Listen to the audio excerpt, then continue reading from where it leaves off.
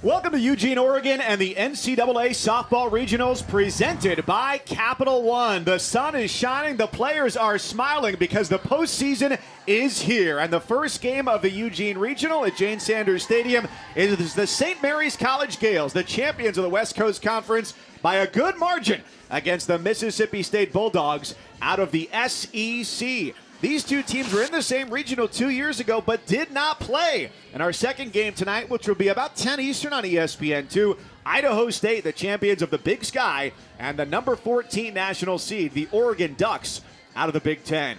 We are so glad to welcome you here, the first of 6, maybe 7 games here this weekend. Mike Cousins and Kenzie Fowler along with you. St. Mary's having their best season ever this year as they're in the NCAA tournament for the third time. And Mississippi State, a prolific pitching team. They may not score a lot of runs, but they're darn good at preventing them. Look, this is a season across our sport. We have been talking about the offense and the record-breaking home runs that are being hit across the country. But I love the fact that we get to lead off our regional with some pitching highlights, because these two are not just two of the best in the SEC conference. These are two of the best pitchers in the nation. Peja Gold and Alyssa Faircloth, two mid-major transfers that just came into Mississippi State betting on themselves, and it has been so much fun watching them pitch and get it done in different ways. You have the spin from Peja, the senior, and the speed and the curveball from Alyssa Faircloth. They have been so fun to watch. Just a strikeout duo for Mississippi State. Gould came from Chattanooga, Faircloth from Troy.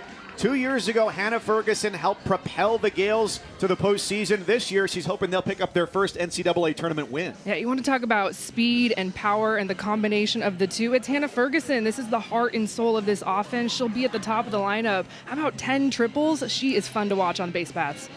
It's going to be a showdown in the circle. Maybe first to 2 runs could win this game. Mississippi State and St. Mary's lineups and first pitch are on the way.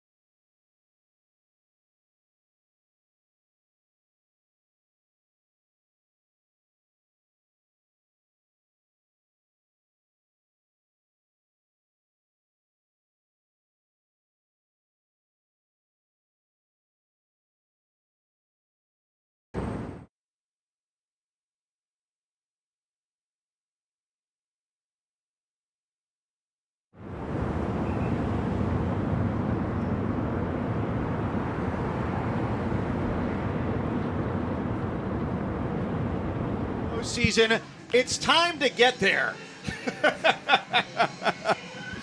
Welcome back to Jane Sanders Stadium. The Bob is rocking out in center field. Peja Gould has not let any offense rock against her this year. The senior from Stockton, California, first-year transfer from Chattanooga, has taken the SEC by storm, and now will try and do that against the rest of the country. Yeah, she has been one of my favorite pitchers to follow, and I just think her story, right, the Chattanooga mid-major transfer, has 1 year to go, and betting on herself going to Mississippi State, and she is so much fun to watch because she is a tough prep.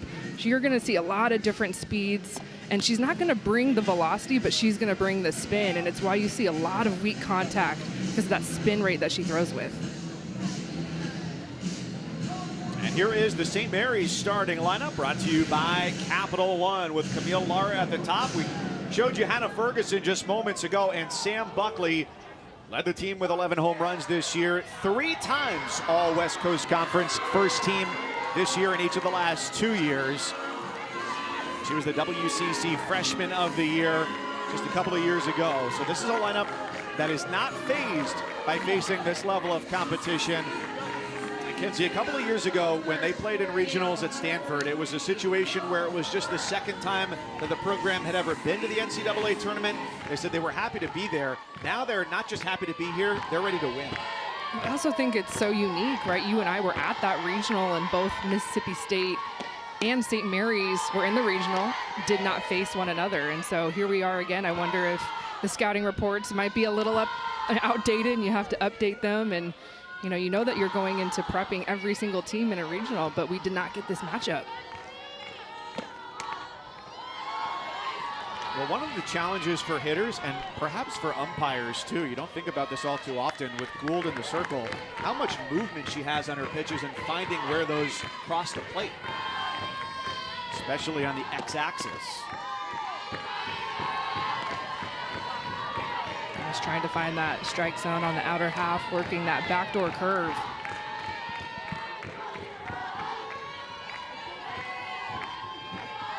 Laura, such a good eye at the plate, and she takes outside ball 4. So some understandable frustration for Peja Gould, who's used to hitting her spots. And Camille Lara, who's just drawn her 21st walk of the season. That was the second best on the team during the regular season, is aboard. This is something that Lara has done very well as of late, is just be a patient presence at the top of the lineup. Because this is the hitter that St. Mary's needs to have runners on base for. First strike of the night starts off Hannah Ferguson, the redshirt junior from San Diego, hitting an absurd .422. All West Coast Conference first team this year, and comes into the postseason on a 12-game hitting streak.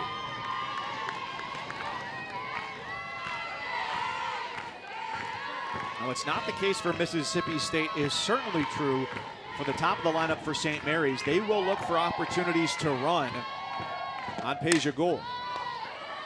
Slow chopper, third base, and Nadia Barbary gets Ferguson by a step. She's their fastest player. She goes up the first base line, and it moves Lara into scoring position with 1 out for Sam Buckley.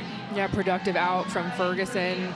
A hitter that doesn't strike out a lot, so you know there's going to be contact, and with the speed of Lara advancing over 60 feet into scoring position.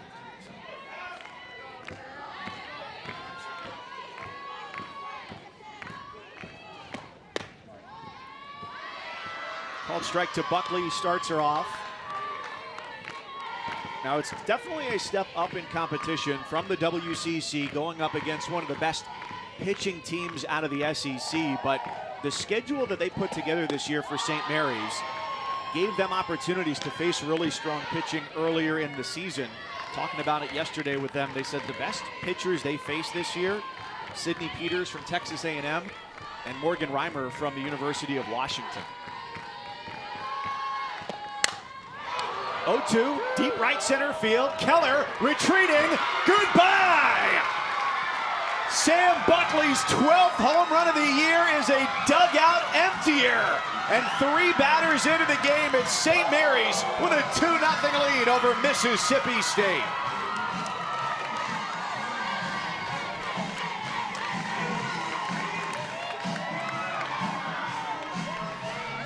What a swing with 2 strikes. Sam Buckley has the most power in this offense for St. Mary's, without a doubt. Of course, first base is open. I just think this is too sweet of a pitch with 2 strikes. Look at how she goes down to get this and just lets her barrel roll. Buckley has a big leg kick. There's a lot of power in that swing. Just a strong athlete, but with 2 strikes, that was way too around the heart of the plate for a hitter the caliber of Sam Buckley. The dugout is abuzz with the early lead for the champs of the WCC, who come in winners of 11 of their last 13. Braxton Brown is the batter, quickly down 0-2. And not only did they win the WCC, but they won it by 4 games. Just really left everybody else in the dust.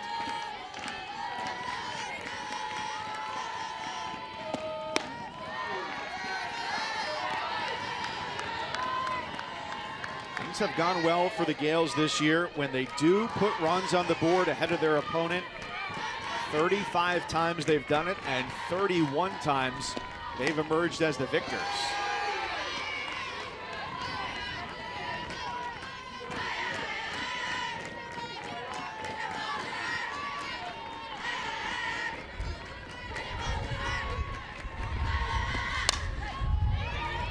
Gould got ahead 0-2, worked back to 2-2 against Brown, and she grounds out 2 away to bring up Alex Cudinelli. Nice response from Gould. And that is the result that we're so used to seeing hitters off of Paige Gould, that weak contact off of the end of the bat, mixing her 3 different speeds. Look, she's not going to throw higher than 64, 65. That's where she tops out, and it's not something that she throws every single pitch. A pitch like that, her curveball's 58, 59. And also will throw her changeup in the low 50s. So you're just going to see a lot of weak contact, trying to find those corners. Cudinelli gets one off the end of the bat and drops it into center field for a base hit. A junior who grew up just about 45 minutes east of their campus in Moraga, California in the East Bay. Gives St. Mary's their 3rd base runner of the inning. Just off the end of the bat, curveball that you just get your bat to, hope something good happens. Short center field. And she'll take it, a little 2-out rally. So at least a 6-batter first inning. The freshman catcher, Andrea De La Rosa, goes right back up the middle on the ground. 2 on, 2 out. And already a 2-0 St. Mary's lead.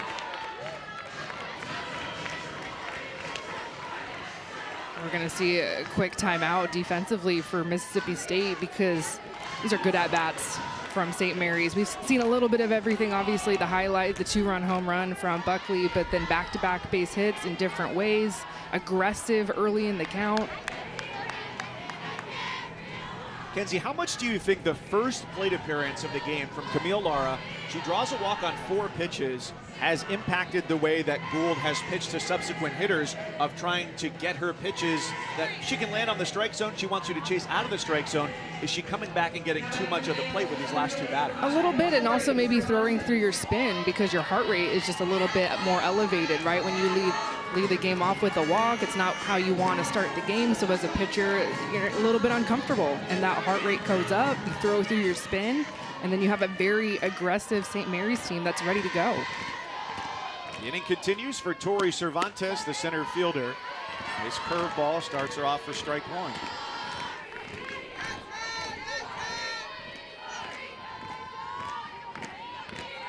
Cervantes, now a senior, played her first 2 years at short and her 2nd season as their everyday center fielder. Last year hit a career best .315. This year she's battled a back injury. Regular season at .280. Just underneath that. 1-2.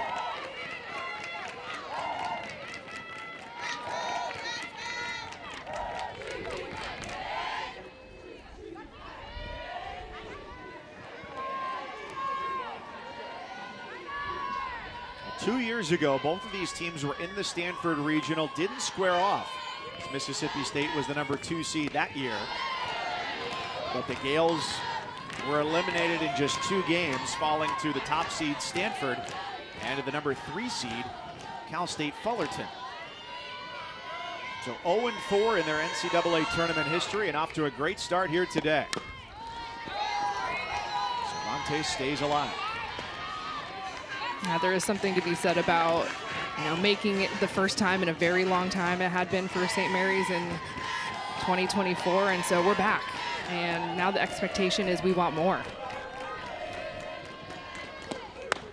Swing and a miss, strike 3. Gould gets the strikeout, but St. Mary's gets on the board. Sam Buckley's 12th long ball of the year, a no-doubter. What a swing here from the junior. One of the best bats in the West Coast Conference, showing up early in the first.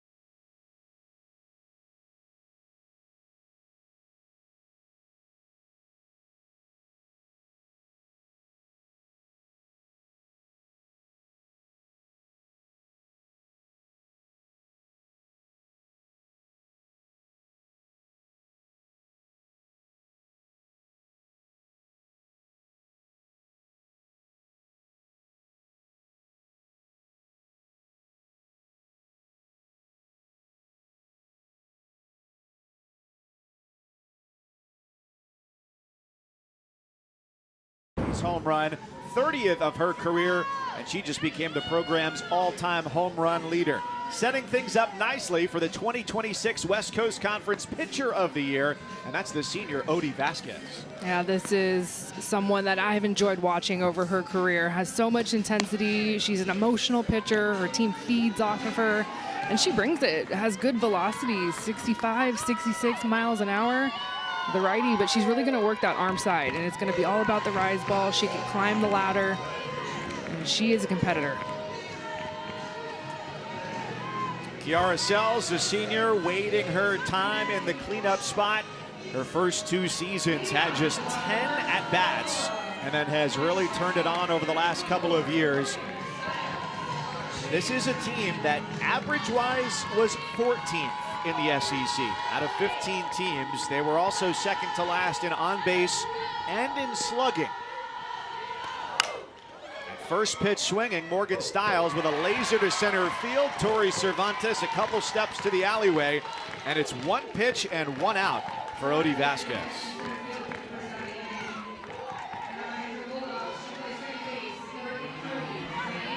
Vasquez, career low 2.36 ERA and her second most innings throughout her career. It was a joy to talk to her yesterday. As locked in as she is right now, she's as loosey-goosey when she's with her teammates when it's not a game day. And she is ready to go and working with a lead here against Zayan Romero, the second baseman. Sophomore out of Lake Elsinore. In the final series of the regular season against the University of Mississippi and in the SEC tournament in their 2 games, she got moved up to the 3 spot. And now here batting second for the Bulldogs to start the NCAA tournament. A couple of tweaks that Mississippi State has made in this lineup, trying to find any new combination permutation that will produce more offense. Yeah, I've been very interested to see how this Bulldog lineup produces, right? It's a new season. You get out of SEC, you have the ability to take a breath. You don't know where you're going. Selection Sunday happens, and obviously the storyline for Mississippi State, everyone knows it, is that they have been struggling as of late offensively. And so can this new start be a positive for your team? Maybe you shift the lineup a little bit. Maybe you do a little bit something different in the week. Switch up practice a little bit. But it is not a secret that this team needs to score runs because their pitching, although they have given up 2 runs here in the first, has been so stellar.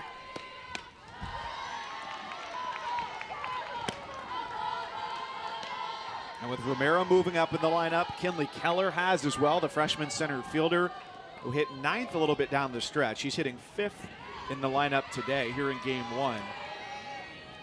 But they've actually hit Keller anywhere 5 through 9 throughout the course of the regular season. For a team that was picked 11th in the 15-team SEC. 3-1, right field, and Ferguson makes the grab. 2 up, 2 down for Vasquez. And you're going to see a lot of balls in the air off of Odie Vasquez. She has that upspin, that rise ball. And, you know, just looking through this lineup for Mississippi State, only 1 left-handed batter. So a lot of righties, and that plays into Vasquez, who likes to attack the arm side, the inner half. That's a tough pitch against those power bats, going in tight with the spin. Bases are empty for Nadia Barbary, the only player on this roster who has hit a home run in the NCAA tournament.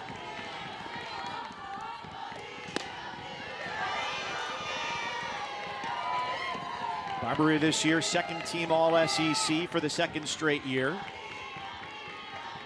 And the best slugging percentage in their 24 SEC games.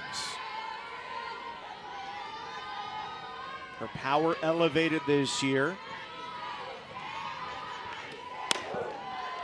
There's Vasquez working in on the hands, missing 2-0. Yeah, typically she'll start lower in the zone with that rise ball, and then as she gets strikes throughout the count, she has the ability to move it up. So falling behind here, that rise ball just a little bit too high.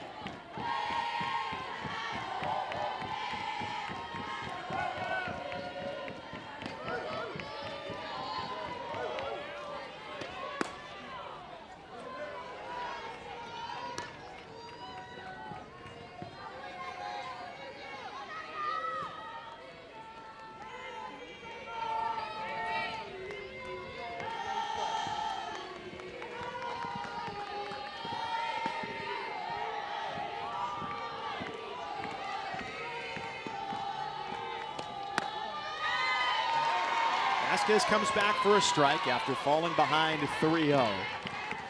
Struck out a career high 141 batters this year, more than a batter per inning. She was named Pitcher of the Year in the WCC for the second time in 3 seasons. Barbary lifts it to left field. Camille Lara's got a beat on it, and it's a 1-2-3 first inning for Odie Vasquez and St. Mary's. Looking for their first NCAA tournament win. They're clear of Mississippi State 2-0 at the end of 1.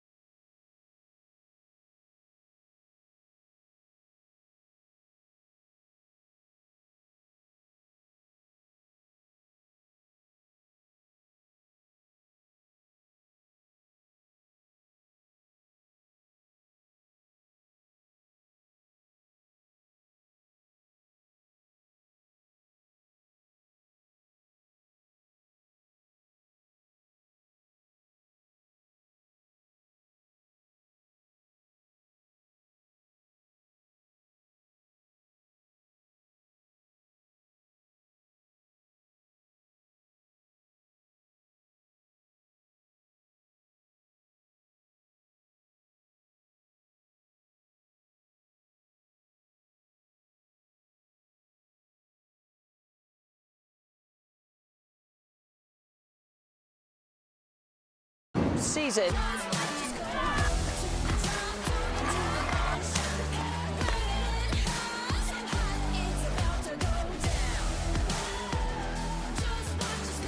Our hosts here, the Oregon Ducks at Jane Sanders Stadium, went to the Women's College World Series a year ago, and they host in back-to-back seasons for the first time in almost a decade. They'll play later on tonight around 10 Eastern against Idaho State. Here our first game at St. Mary's out of the West Coast Conference with a 2-0 lead over Mississippi State out of the SEC. Peja Gould is back to work in the circle against 8-9-1 in this St. Mary's lineup. Bit of a rough first inning for Gould, who issued a 4-pitch walk to start. 2 batters later, gave up that home run out to straightaway center field. So Taylor Lane, the first baseman, leading things off. Fouls it back for strike 1. Gould in the circle is no stranger to high expectations. 2 times at Chattanooga was the SoCon Pitcher of the Year. And while she was there in Tennessee's Scenic City, and it is if you've ever been, not quite as hilly as Eugene, but it's got its ups and downs. An ERA of 2.28 with the Mocs. Bloop to first. Paige Ernstis leans in and retires Taylor Lane.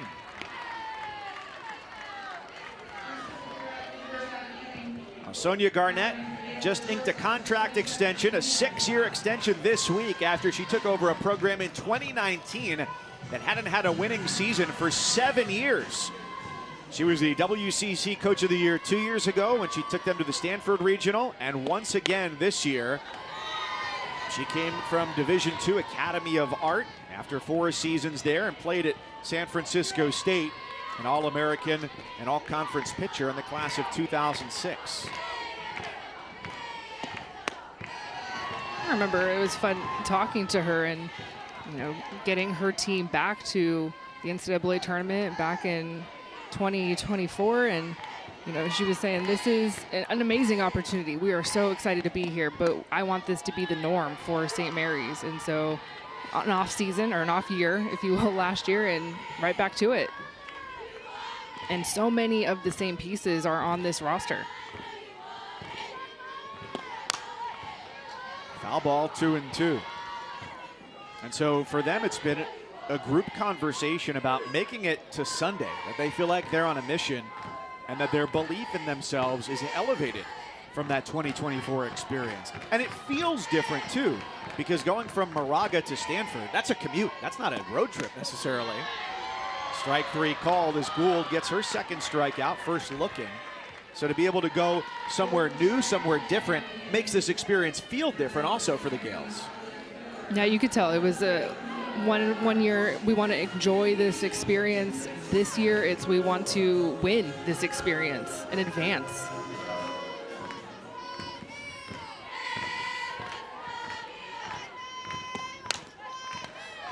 Lara on the ground. Gould back to form. Gets a 1-2-3 inning.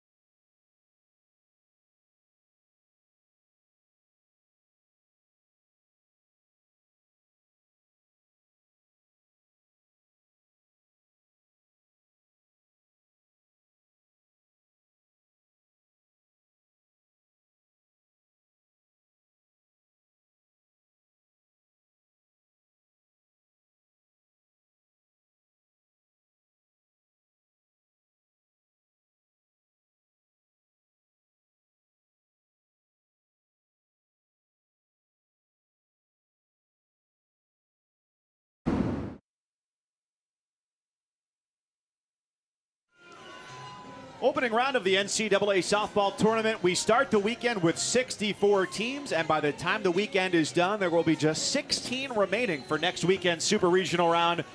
Oregon will play later on tonight. They are the host team here in Eugene. They'll meet Idaho State later on. Winners of both of these games will square off tomorrow, and the losers in the double elimination format will face a win or go home game tomorrow. Mike Cousins, Kenzie Fowler with you here in Eugene. And a 2-0 lead for St. Mary's, courtesy of Sam Buckley, the third baseman for St. Mary's. Their 12th home run of the season, a 2-run blast off of Peja Gould and her WCC teammate, pitcher of the year in the league, Odie Vasquez, retired Mississippi State. 1-2-3 in the first inning.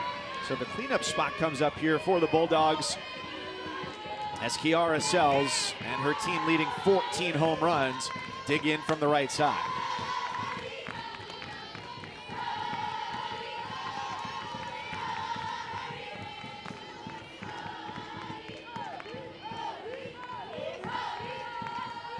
Kiara was telling us yesterday about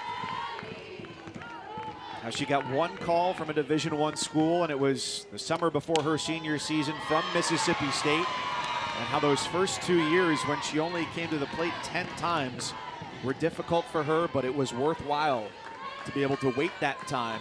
And last year hit .351 with 11 home runs. This year .352 and 14 that have left the yard.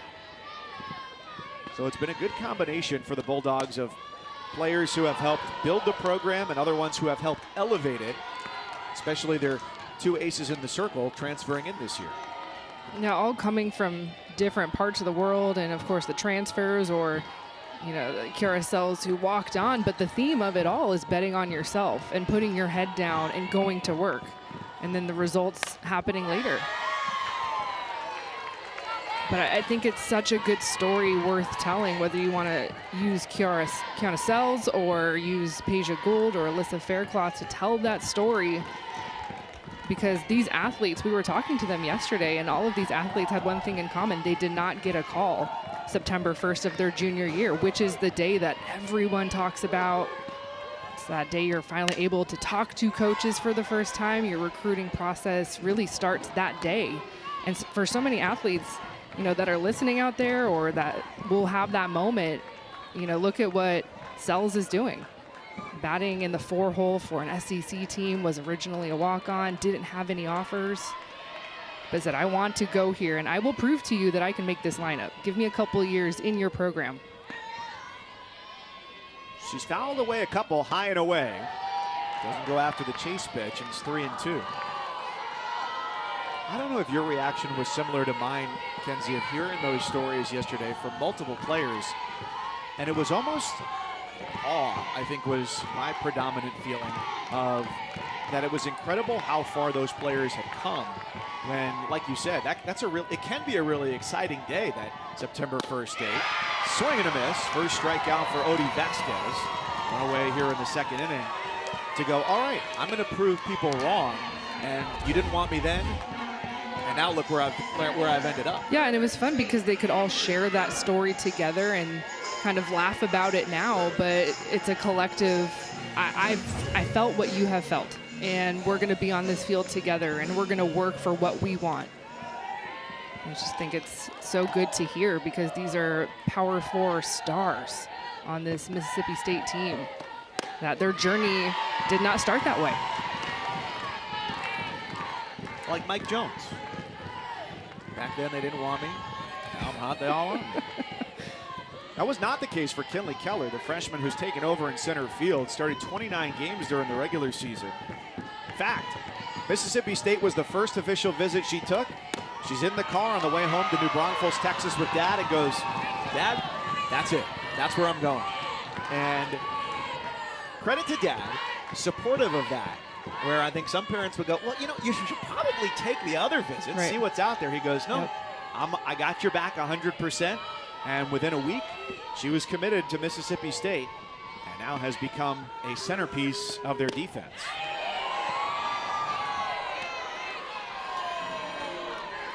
A similar story to Peja Gould when she took her transfer visit to Mississippi State. She said, I walked right on campus and it felt like home right away. So credit to Coach Ricketts and the culture that she brings for these athletes.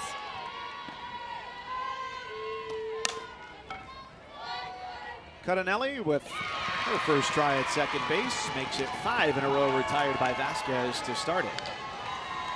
Well, it's the 12th year overall on staff, 7th as head coach for Samantha Ricketts, the native of San Jose, California. Played for Patty Gasso at Oklahoma, class of 2009.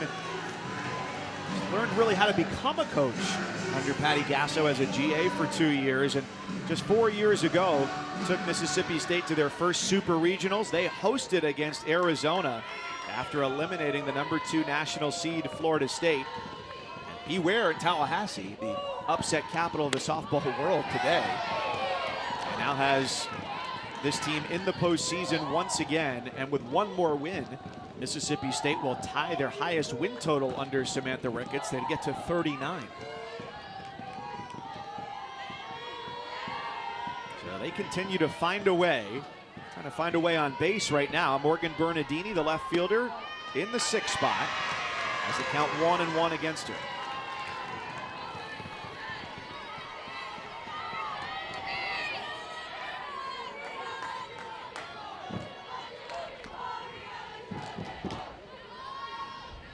Bernardini from a real small town in Illinois, out of Elkville, that in the last census had 838 people. She never played on a softball team that had more than 13 people on it in high school.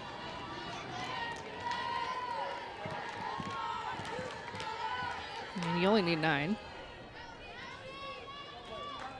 Depends how funky you want to be with the lineup. Maybe you need 10. Well, in middle school, I remember there being 10 because they gave us a rover, extra position there in middle school. little throwback if anybody else had a rover in middle school. Gonna need more of a follow-up on that. The 1-2. Oh, good. Now we got at least one more pitch for you to explain what you're talking about. The rover is between second base and center field. It's just like the middleman between the shortstop, second baseman, and the center field. That's very Thursday night rec league softball. Well, yeah. You get 10 players defensively in middle school. You got to have someone playing the rover. And I always wanted to play the rover. I never got to. I was always pitching, and then when I wasn't pitching, I was at shortstop. And I was like, can I just go out there? It looks really fun. Oh, sorry. I was too good playing the most important positions. I couldn't go be the rover. Let me play rover. We see so many shifts now with all the data that we have in our sport. Sometimes you'll see players kind of venture out to that rover area. Did it have to be in that one spot, or could you put the rover anywhere? No, you could. It had to be, shallow center field. But you're right, it's not out of the question that you'll see 5 infielders at some point this weekend. Yep. Vasquez has gone into some deep counts, hasn't allowed a base runner, looking for a second strikeout. And it'll be at least one more pitch here for Bernardini. Well, one pitch that Vasquez does not throw a lot of is her changeup. You see a lot of curveballs, and of course that rise ball, that's her dominant pitch, it's her strikeout pitch. A lot of foul balls here. Would be set up perfectly for an off speed.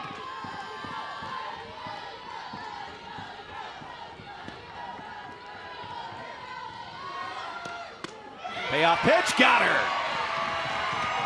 She freezes Bernardini.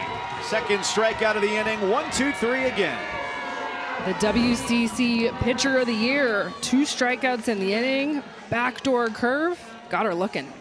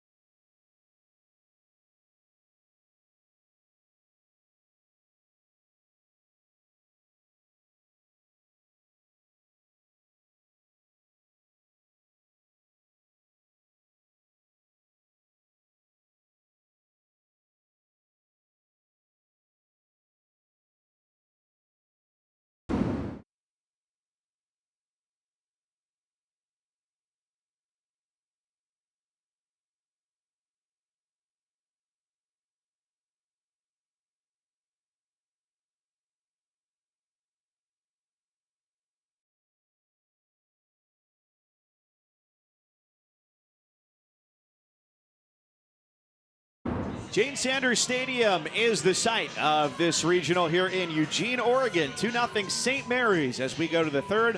My cousin's Kenzie Fowler with you.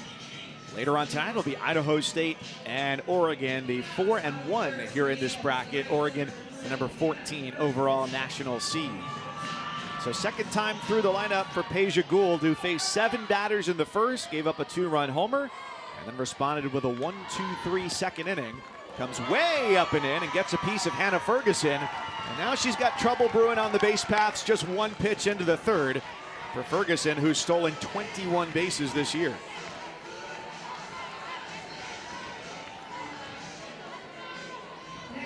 Laughing about it a little bit, but wore it well.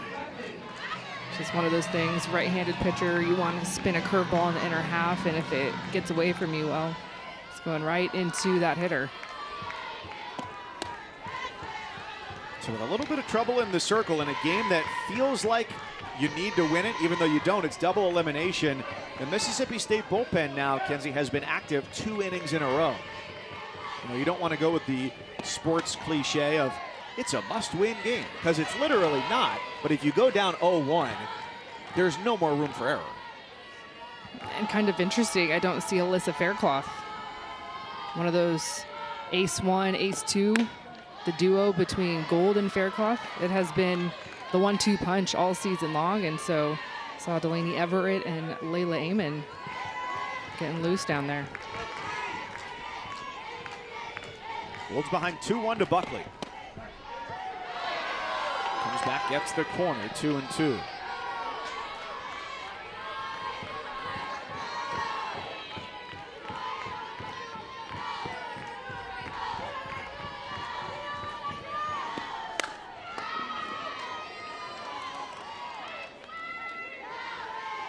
Sam Buckley's career, even though she's just a junior, has been phenomenal. She was one of 25 finalists for NCAA Freshman of the Year 2 years ago and won Conference Freshman of the Year. Last year hit .402 and set 3 different offensive program records and has gotten even better this year.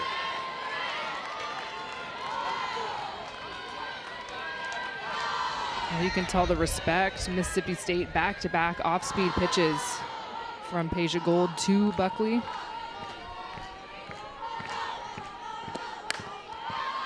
She got her to pop it up. Des Rivera, former Oregon State catcher, makes the grab. She's got World Series experience from back in 2022. One of their other portal additions behind the plate puts away Buckley for a big first out. It was a fun story to hear about Coach Ricketts recruiting Des Rivera and talking about the needs that Mississippi State felt they needed over the summer. It was in the circle and behind the plate. And so she said, we need a catcher. And I need to look at who's available in the portal and saw that Des Rivera's name popped up. Said she watched a couple of pitches of film and said, that's it. Well, a tough break for the Bulldogs. The second best fielding percentage in the country this year. And Barbary giving it her best effort, inadvertently stymieing Styles with a chance to get it that short. And the veteran, the senior, Nadia Barbary, maybe just going a little bit too far to her left. You just have to have that pre-pitch communication, because that was an easy ground ball for Morgan Styles right behind her to field. And now the staff out to chat with Hannah Ferguson after her slide into second base. And just to make sure that she's okay. She's at the top of your screen there, going into second base. Oh, just a little bit of an awkward slide there, and the left ankle bending in as she hit the bag. Well, the last thing that St. Mary's is wanting, I'm sure they're holding their breath, is an injury to Hannah Ferguson, who has been injury riddled in her career. Yeah, we'll save for that foot just falling off. She's not coming out of the game. Not in the postseason, because they're trying to win their first NCAA tournament game in 5 tries. Ferguson missed all of last year, multiple injuries. First it was her wrist, and then as she was coming back from that first practice, she tears the ulnar collateral ligament in her right arm and has to have Tommy John surgery, and ended up missing the entire year. Chopper to short. This is a clean one for Styles. Her flip to second is a fielder's choice to get the second out of the inning, as Brown is eliminated off the base paths, and the Gales have first and third for Andrea De La Rosa, the freshman catcher.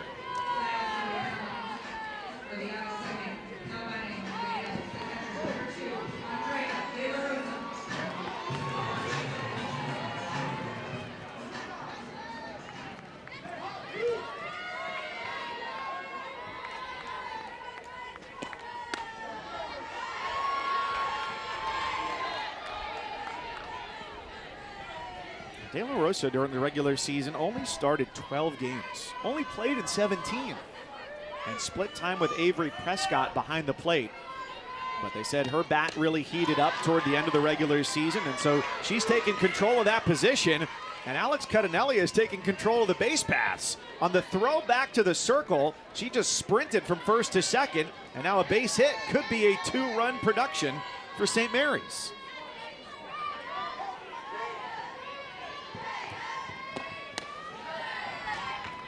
Just a delayed steal. Big swing and a miss. And so you see the throw back, and it's on the throw.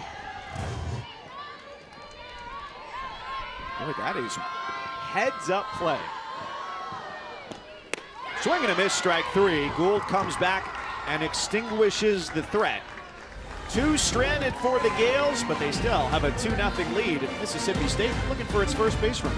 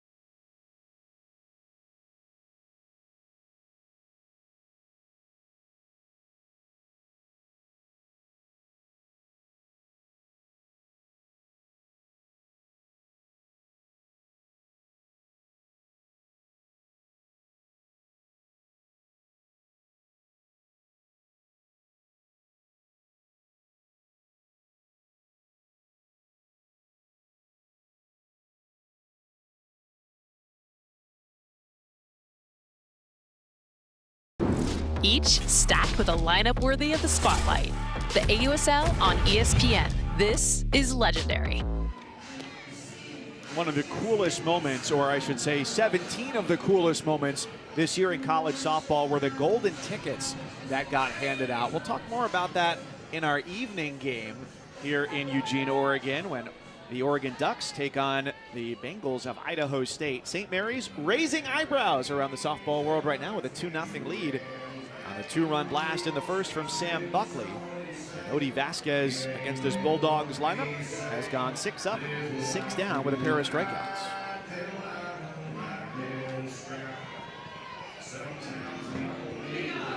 Seven, 8, 9 in the lineup starts with Paige Ernstis, the sophomore from New Palestine, Indiana. The third player ever from the Hoosier State to suit up in the white, maroon, and black. Goes after the first pitch, and on 3 hops, Alex Cudinelli retires her. So 2 times now in 3 innings, the first batter has swung at the first pitch and been retired.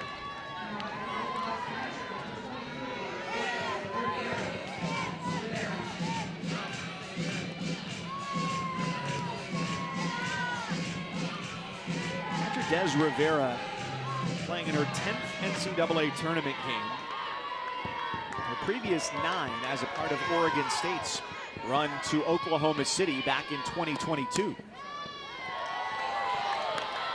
It's kind of interesting. Des Rivera was a freshman, of course, on that Women's College World Series team, and one of her teammates, Frankie Hamoudi, is the hitting coach in the other dugout for St. Mary's.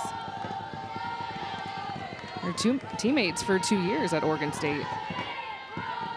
Coach Moody, as they call her, graduated in the class of 2023, and when she graduated, she left as the Beavers' all-time home run leader. So that's a huge pickup for St. Mary's, and she's got the G Unit shirt on.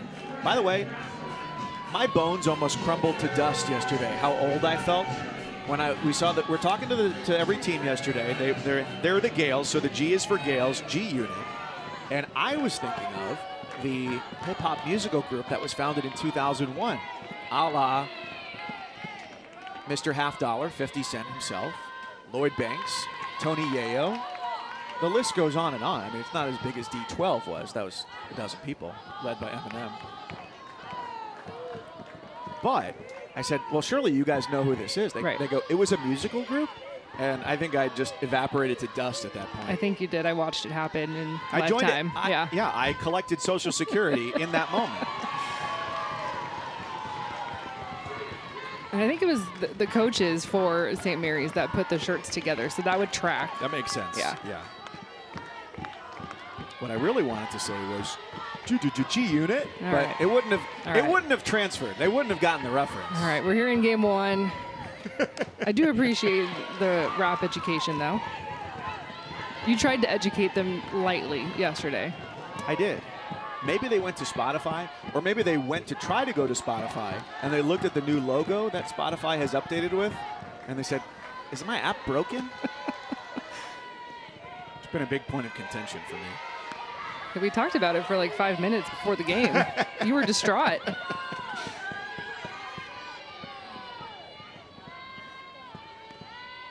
1-2 to Greta Grasso, the 9-hitter. Stroke to right, directly at Ferguson. Inning over. Great start for Odie Vasquez. No stranger to the postseason. 9 up, 9 down. Mississippi State head coach Samantha Ricketts will join us on the headset when we come back.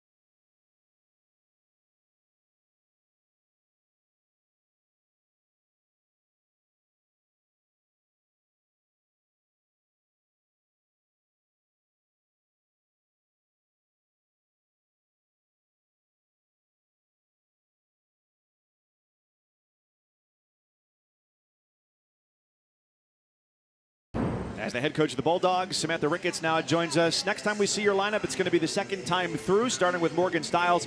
What type of adjustments will you want to see from your hitters in that second time through?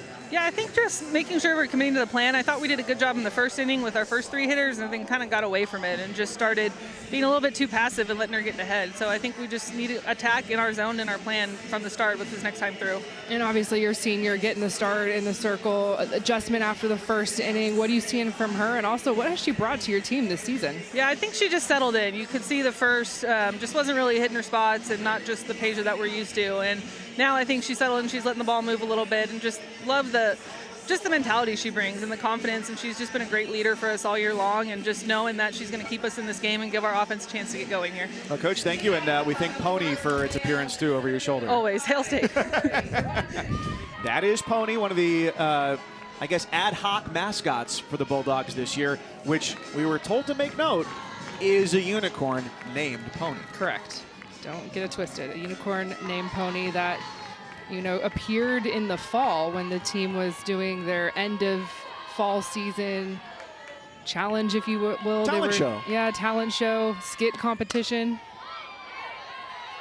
Long fly ball foul from Tori Cervantes to start the 4th. And Alyssa Faircloth was the one that brought Pony to their skit. The juniors were using some hobby horses, and so Pony just stuck. He's been with them all season long. Cervantes with a foul ball, 0-2. So the hobby horsing thing came from, I think, like an aside, just a sarcastic joke that then turned into each class doing its own different talent show thing. And so hobby horsing was one of them. There was the winners were the senior class for Mississippi State with a 1980s aerobics dance-themed presentation, judged by the coaches and the support staff. And that is one of the best parts about coming to the NCAA tournament is you get 4 teams, 4 different conferences, 4 all varying stories of how they all arrived here and the things that brought them together throughout the course of the season. That's a very close call there at first base from Tori Cervantes. Bang, bang, and the Gales are thinking about this one, and here comes Sonia Garrett. She wants a review on that. Live, I thought safe. Jim Bertuzzi is our home plate umpire here for game 1. St. Mary's is challenging the out call at first base. The play is under further review. Umpire and crew today is Jim Bertuzzi at home, Marty Abazishian at first, Naomi Erdahl at second, and Todd Foy at third base. Well, Cervantes is the center fielder for St. Mary's, so she's got some speed even though she's coming from the right side. Yeah, she's safe. And the ball has to be in the webbing of the glove in order for the batter runner to be called out. And it certainly appears in slow motion and in live action that she beat that throw to the bag. And it's got to be in the back of the mitt. So just because the ball is at the front of the mitt, it's got to be a full catch in the back of the mitt.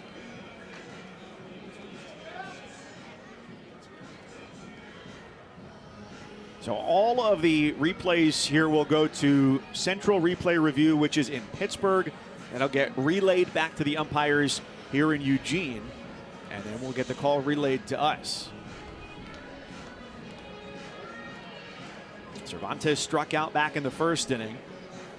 Seems like, to the naked eye, a good challenge from Sonia Garnett. Right there. Yep. Foot That's down. the look. I'm going safe. Ball not completely in the webbing of the glove. Yeah, I'm overturning this. You're very powerful. Thank you. Didn't know that. Mike Cousins, Kenzie Fowler with you here in game 1 of this Eugene Regional. A 2-0 St. Mary's lead, and it came just 3 batters into the game. Sam Buckley with her 12th home run of the year, the all-time home runs leader for St. Mary's as they play in their 5th NCAA tournament game.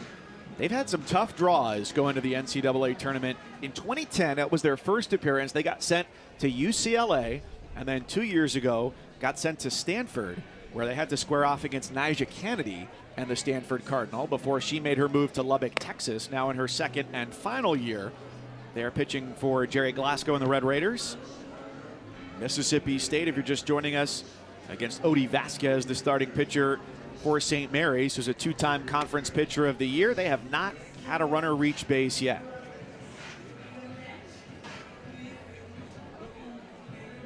So the call has been handed down. It'll either be 1 out and nobody on, or a runner at first.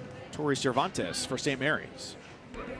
After review, the ruling on the field stands. The runner is out.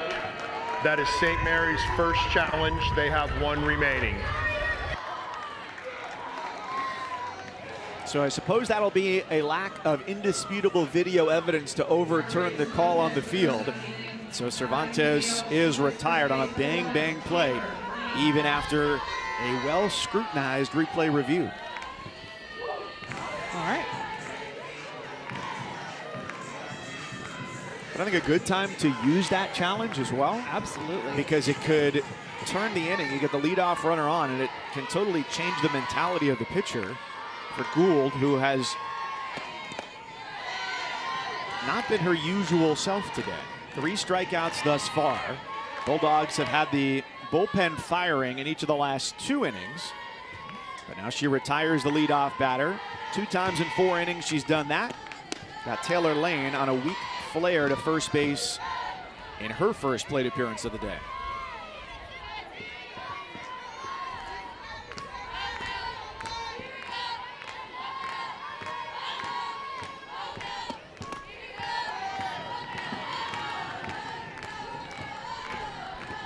Gould's next pitch will be her 55th. And for the Northern California native, she told us that coming out of high school, the one thing that she knew was that she did not want to stay in California for college softball.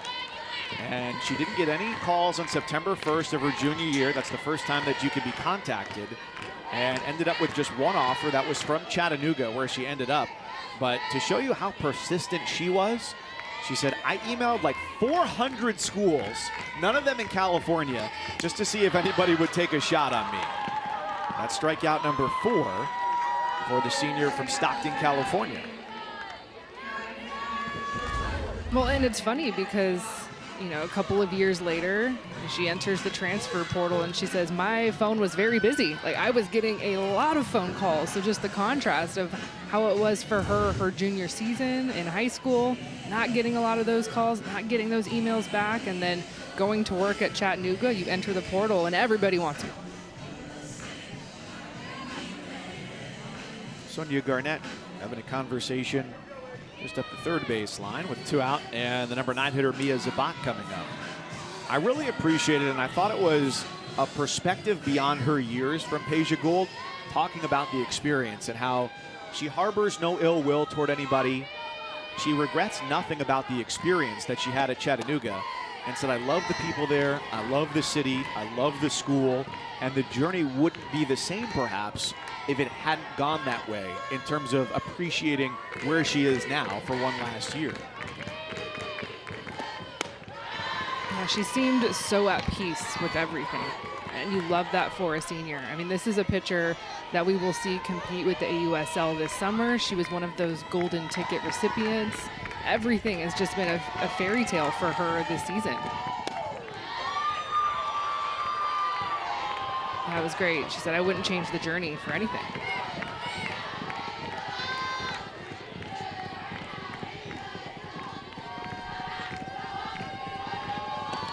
'60th pitch leads to strikeout number 5, and she's got another 1-2-3 inning.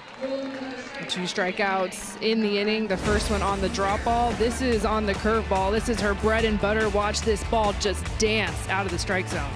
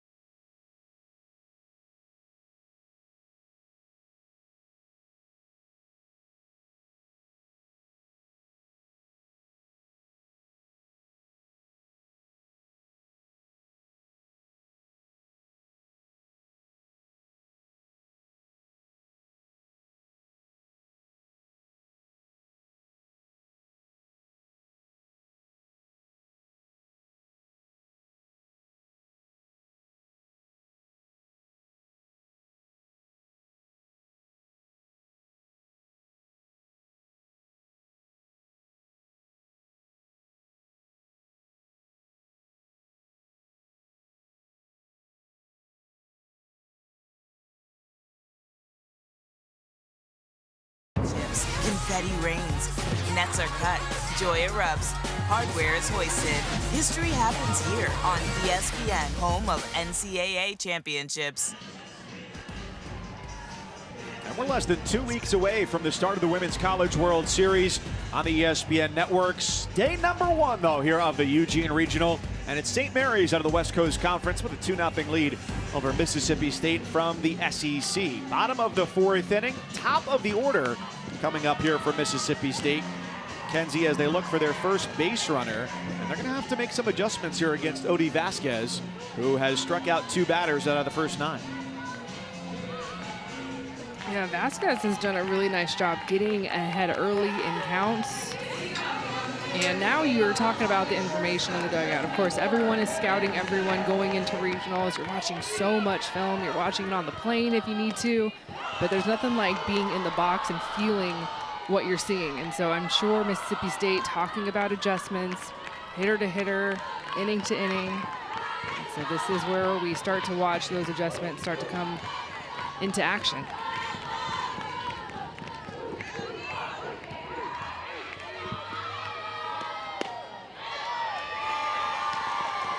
One thing I would be talking about if I was in that dugout for Mississippi State is we have not seen an off-speed pitch from Vasquez. So you're looking one speed. Just pick a part of the plate and get so aggressive early in the count. When you can eliminate an off-speed pitch as a hitter, it is a great feeling.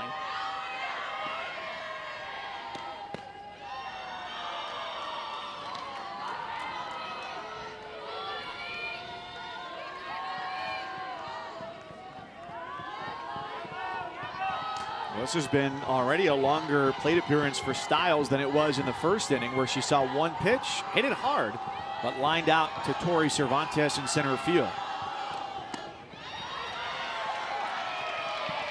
It's a good take and a hitter's count.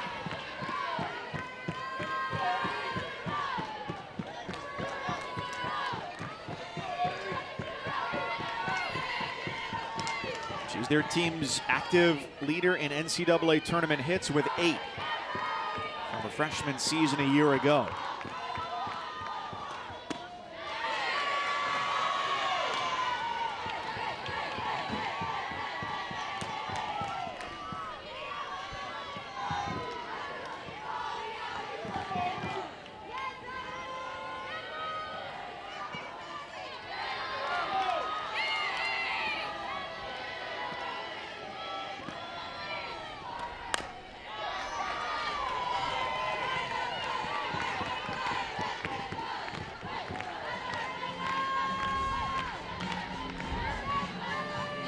As a team this year in the SEC, Mississippi State hit .274, second to last. Their run production was third to last. And the two teams that finished behind them, Kentucky and Missouri, did not reach the NCAA tournament by virtue of not finishing with better than a .500 record. 3-2 pitch is a called strike 3. A gem of a pitch from Odie Vasquez for her third strikeout. 10 up, 10 down. Just so impressive for the senior to not give up in this at-bat, falling behind in the count 3-1, then coming back with the inside corner. And this is too close to take if you're Morgan Styles. She's been swinging at that pitch prior on that inner half. The couple of pitches before it, she was fouling them off and decides to take that. Yes, it's a little bit down, but that's way too close to take.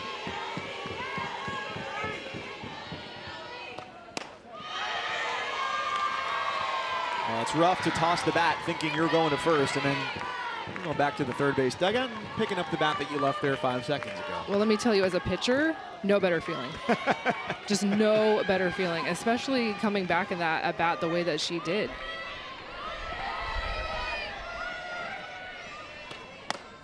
Is there any feeling in post softball life that rivals that? Like you find a good pull through spot at the grocery store on a crowded Sunday afternoon. All right, maybe, yeah. Got it, yes. No, I'm still looking for the adrenaline rush that you get with the ball in your hand and someone staring you down in the box. It's just, there's nothing like it. I was wondering why you keep going skydiving. Thought it was a little weird. Not for me. No, we're not. No. Life in danger, no thank you. So the pitcher who learned how to pitch by watching YouTube videos right now is shutting down Mississippi State. It's the 11th batter of the game, Zion Romero, 0 for 1 with a fly out to right. And they have not had a batter reach. She's been relentless, attacking the inside part of the plate, not afraid to come inside. And to me, for Mississippi State, you see that. I'm going to cheat back a little bit, and I'm going to look first or second pitch, and I'm getting my hack off. And we have seen a lot of takes from the Bulldog hitters. It's one of those things where you can just sell out on one side of the plate. Part of the reason Romero's up in the lineup, she's hit a .346 her last 10. She goes chasing into the left-handed batter's box, and that's the 4th strikeout back-to-back now for Vasquez. And this is exactly how you want it to be set up. You're going in. You get a hitter very uncomfortable, and it opens up the outer half. So 3 straight pitches on the inner half. I'm going to go curveball away, and you could see how uncomfortable Romero was in that swing. Nadia Barbary gives Mississippi State a great chance to get something going. Team leader in average and slugging during 24 SEC games this year.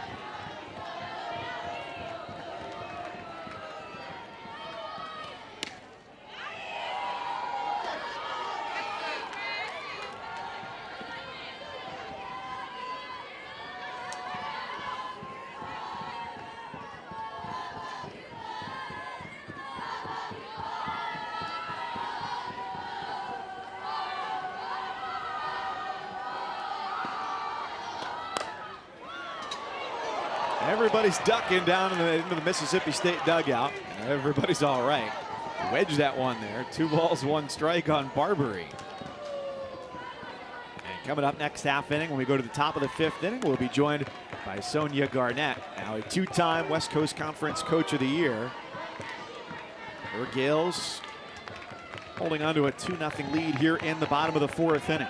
The winner of this game faces the winner of Game 2 tonight here in Eugene, which is Idaho State against the host Oregon.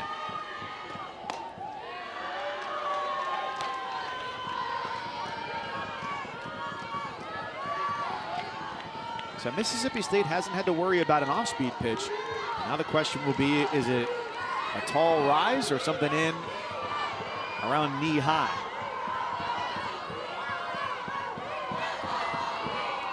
Vasquez with a 3-1 to Barbary. And this is lifted out toward left. Lara chasing, and it is gone! The first hit of the night for Mississippi State is a solo home run for Nadia Barbary. The lead is sliced in half. It's the Gales 2 and the Bulldogs 1.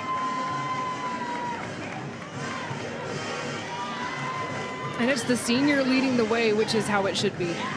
Second time through the lineup. We've been talking about the adjustments that Mississippi State needs to make against Odie Vasquez. And it's selling out on a pitch on the inner half. And so what does Nadia Barbary do? She gets herself into a hitter's count, a 2-1 count. And you could tell that she was just green light go on this zone. Watch the eyes just get big, the barrel drops, and a little bat toss, because that was a no-doubter. And big time life.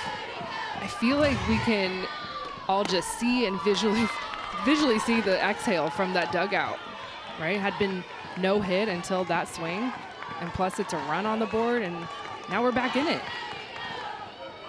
Good senior moment for Barbary. The only player on that roster still who's hit a home run in the NCAA tournament. And perhaps Vasquez got a little bit too comfortable, Kenzie, coming back to that same pitch, looking for a strikeout. And like you said, Barbary sold out on that. And that's where the cat and mouse will start to happen. If I see a hitter adjusting pitch to pitch, or a hitter that's maybe more off of the plate like Barbary was, I mean, she was off of the plate saying, beat me inside. I'm ready for it. As a pitcher, I'm going to see that, and I'm going to counter to the outer half. And the great news for Vasquez is she has the ability to be very comfortable in her curveball on the outer half. Yes, the arm side, the inner half is where it's her sweet spot. It's where she's very dominant. Gets a lot of her strikeouts on that inner half to right-handed hitters, but she's very comfortable going away as well. Bullpen working, the sophomore Ella Thurman, the freshman Madeline Hahn pitching for St. Mary's. And so back-to-back right there to Sells, both curveballs on the outer half.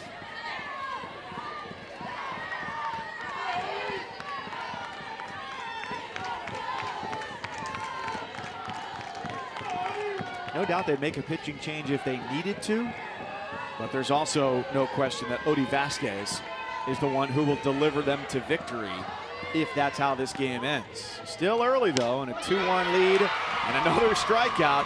So she gets 3 strikeouts, but also gives up the home run. Nadia Barbary with her 13th of the year makes it a 2-1 game. A little bit of life for Mississippi State offensively. This team needs to get going. A solo shot from Nadia Barbary, a no-doubter. Bulldogs are on the board.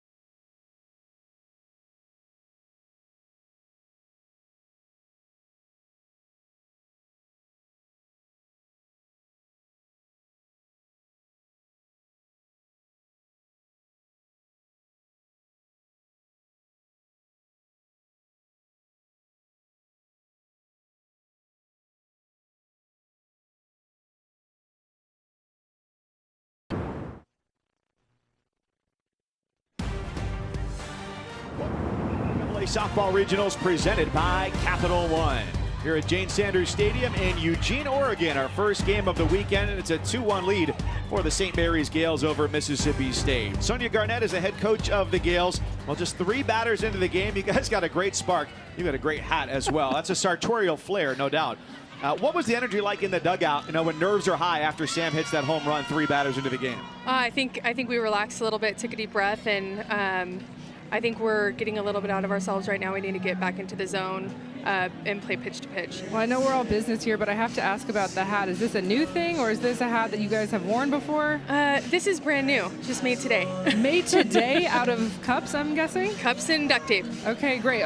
Quick question, just what are you seeing out of Odie in the circle? And she's doing really well, 5 strikeouts. What are you seeing from her? She's dialed in. I think she's hitting her pitches really well. She made one mistake, and they're going to capitalize on that, so we just got to stay consistent and work ahead. Thanks, Sonia. Thank you. Made today? Wow. School might be out, but the creativity never wanes from that first base dugout. Like, that is an immaculate hat. It's great craftsmanship, built to last. It has the color sections, very traffic cone-esque. Makes me really excited for the release of Hocus Pocus 3. Okay, is that in development? Is that a thing? It is, great. I really enjoyed Hocus Pocus 2. Well, we found one. Ball 1 to start off the 5th inning as Camille Lara leads off here for St. Mary's. They are 0-4 in their NCAA tournament history. 2010 got sent to UCLA, and then 2 years ago went to Stanford for regionals. So really what this boils down to, if you're going to summarize the first 4 innings, one big mistake for each pitcher. And the difference was a leadoff walk to Lara. On just 4 pitches that started the game.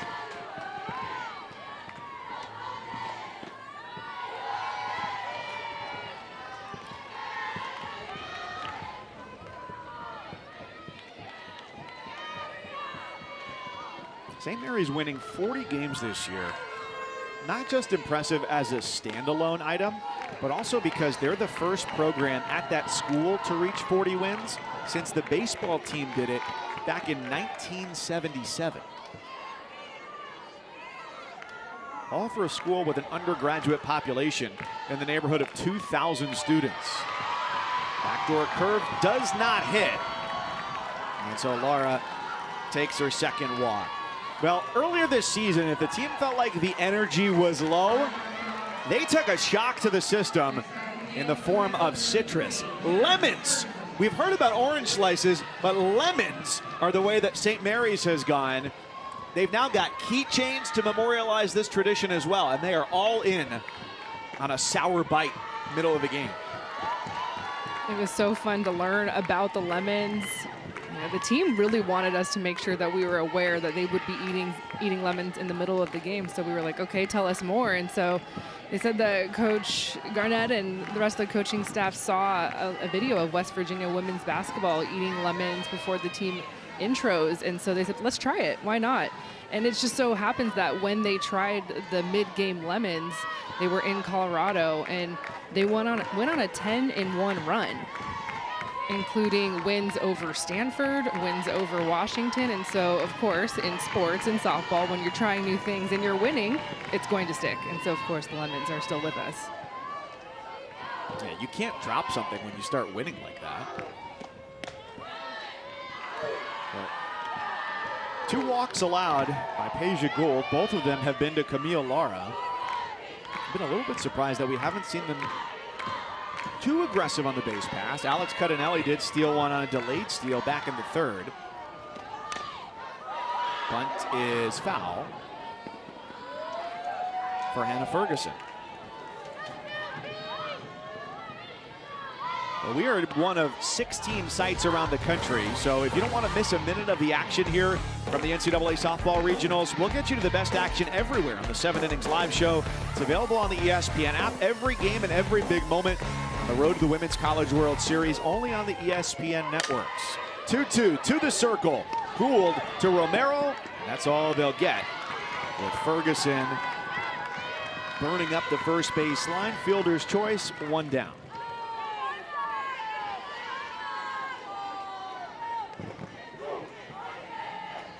Really needed Ferguson to be a little bit more productive, a hitter that is so good at putting the bat to the ball. But it was a nice play by Peja Gould. Heads up, the senior gets that lead out. Ferguson came in, 12-game hitting streak. She's been on base twice, but has not picked up a base hit. She got plunked in the 3rd on a pitch that just nicked her coming inside. And here the fielder's choice. She's 0 for 2, but sets up Sam Buckley. Back in the 1st, hit a 2-run home run to the bleachers in center field. It goes reaching to put that ball out of play. She was swinging big there. That was a pitch that was a ball, maybe 2 balls off of home plate. Just getting after it.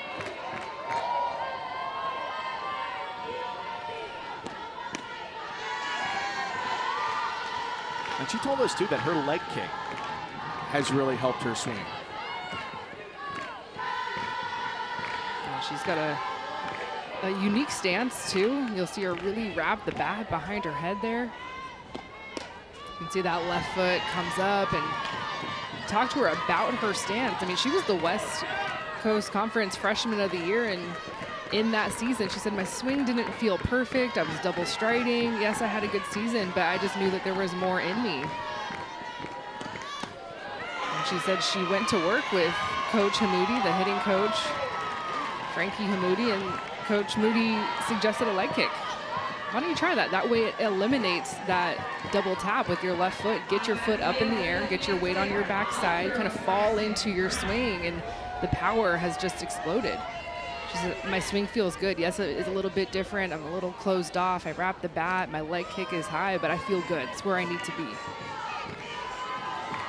Well, that was a little bit of a loss of control there on that plate appearance for Peja Gould. She threw a curveball way out of the box for ball 3.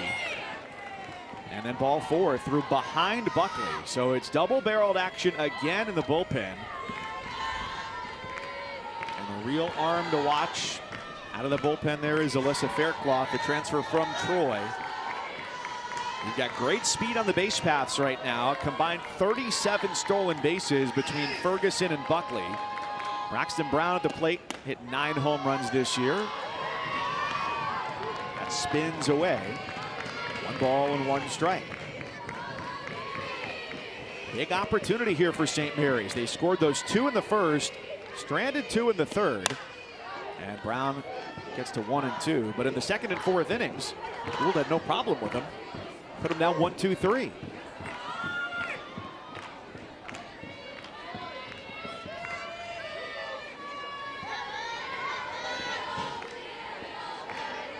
So these undulations of the innings for St. Mary's.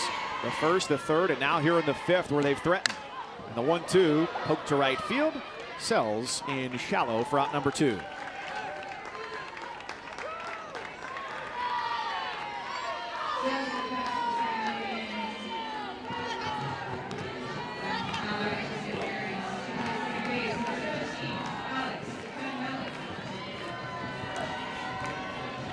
Easily the biggest game of Peja Gould's career.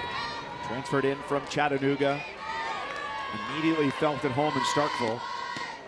Alex Cardinelli takes a strike, and for as much pub as Hannah Ferguson and Sam Buckley get, Cardinelli, the junior, was also all-conference first team this year. She singled her first time up. 0-1 is foul ball. 0-2.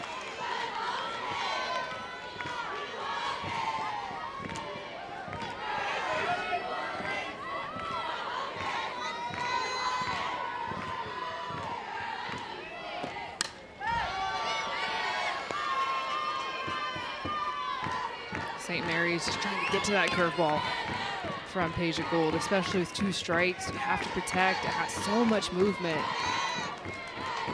See a lot of just weak foul balls to the right side from the right-handed hitters.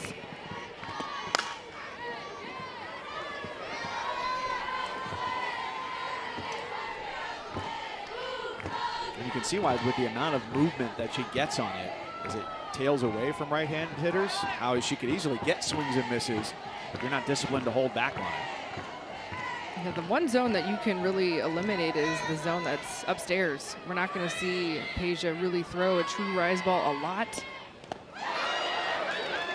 And the inning is over on a strikeout in the dirt. She's got 6 strikeouts. She strands 2. Deficit remains 1 for the Bulldogs.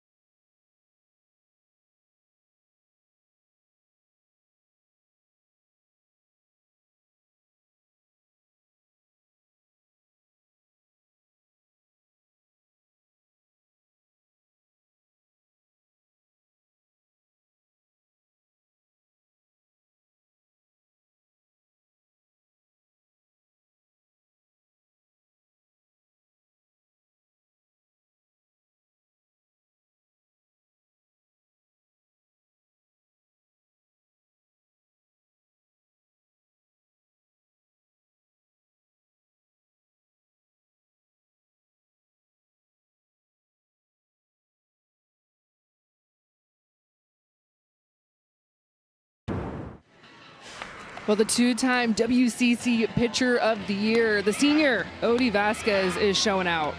5 strikeouts. There's been little trouble for her. Yes, the 1 home run, the 1 hit given up to the senior for Mississippi State, Nadia Barbary. Small blemish, but other than that, picture perfect. Taking a look at her line, she has been so stellar her entire career. Obviously a breakout star when she was a sophomore. And she's leading her team back to the NCAA tournament, looking for the first win in program history. They've been twice before. They've lost all 4 games with the double elimination format in the NCAA tournament. In all 3 rounds here in regional, supers, and at the World Series.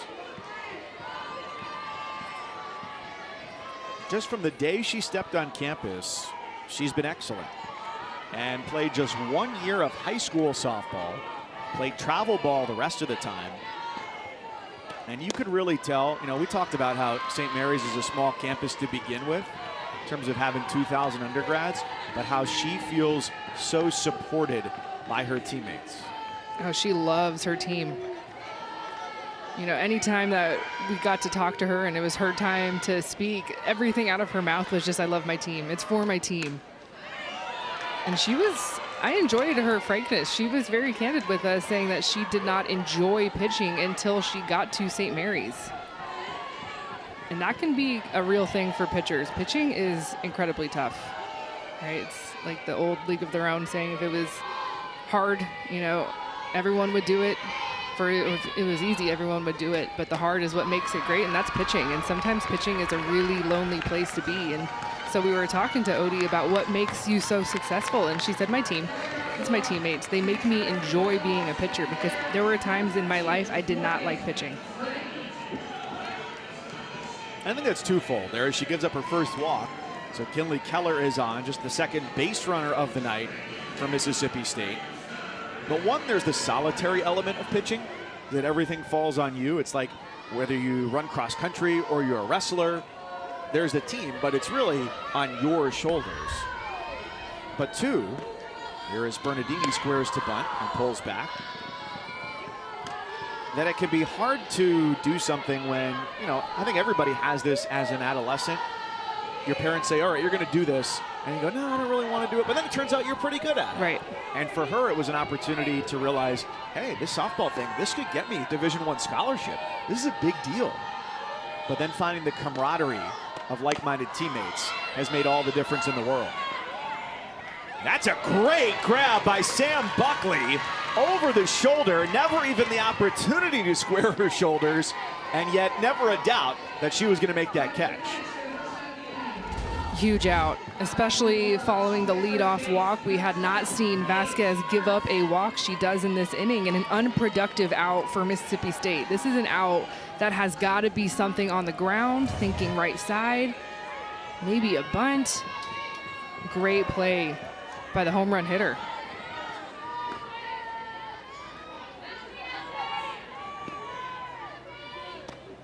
Yeah, in this instance, the first pitch, Bernardini squared to bunt. Mississippi State knows, as does St. Mary, this is a team that struggles to score runs. Your opportunity to get a bunt down and get a runner into scoring position with, at worst, 1 out, I think is a missed opportunity.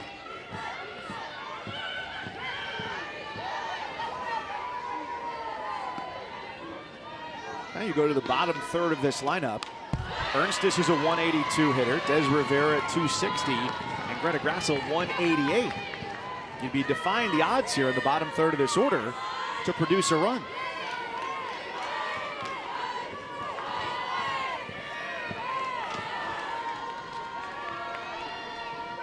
(2-1), St. Mary's in the lead.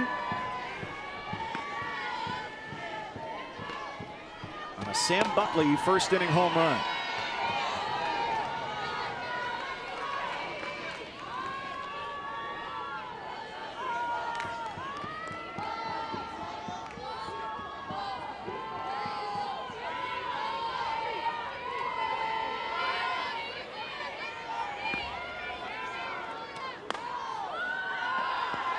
Ernstis out in front.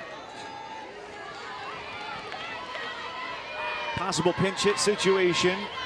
Taylor Troutman is in the on-deck circle. Des Rivera started the game there in the 8th spot.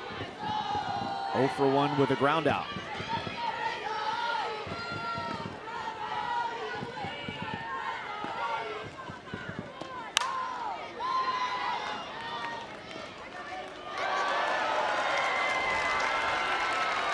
No way.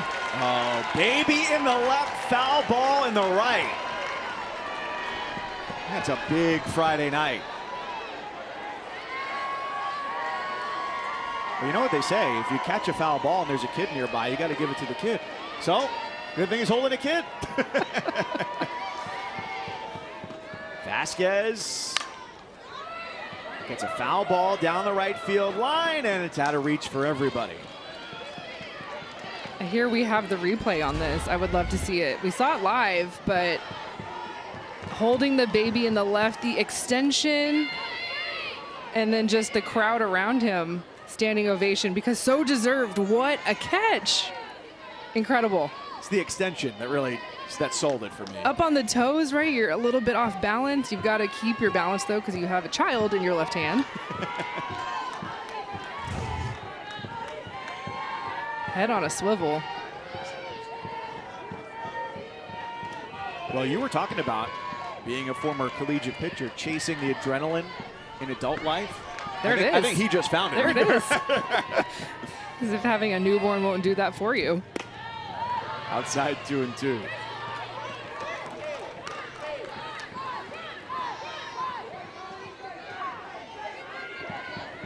I think he gets to keep that ball. Right, you can't give that one back. Right, most parks they're going to come and ask for the ball back. Yeah, I mean, that's a Sports Center top 10 catch. You got to make an exception for that guy. Great fight from Paige Ernstes. Continues to foul away pitches. St. Mary's trying for a mid-major upset here in Eugene tonight in Game 1 against Mississippi State. The day's biggest upset was in Tallahassee. Stetson defeating Florida State 8-3. Grand Canyon with a win over Louisville, and UNC Greensboro, the Spartans, with a 1-0 win over Clemson. Chopper, shortstop, between the wickets on Zabat, and Mississippi State's gonna tie the game. All the way to the wall, and Keller scores from first base. Well, the leadoff walk always hurts, but now it stings too on a ground ball that gets through Mia Zabat. Oh, this is just heartbreaking for St. Mary's. This is a double play. You're out of the inning. You have the lead. And feet just get a little bit out of balance. She doesn't turn to her left a little bit. And whenever you're an infielder and you square the ball up, that's usually the worst place to be. It's hard to see the spin. You want to field that ball off to the side. You can also charge it. But just backpedals a little bit, and it goes under her glove, and it is off to the races.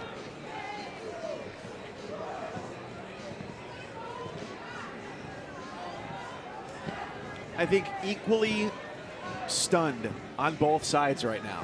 Mississippi State, that the game is tied, and St. Mary's, that ball not only got past Zabat, and you can't necessarily fault the outfielders here. They're both converging, but you also expect that play is going to be made. Well, and you see Zabat, her feet get still, and she's on her heels, and that is the worst place to be as an infielder. You want to get around that ball, and it's almost one of those things where you could feel her and see her overthink it because it was such an easy double play gift. The Women's College World Series returns to Oklahoma City. Action starts Thursday, May 28th, 12 Eastern, live on ESPN. And for more information on the 2026 Women's College World Series, go to NCAA.com, the home for all NCAA championships.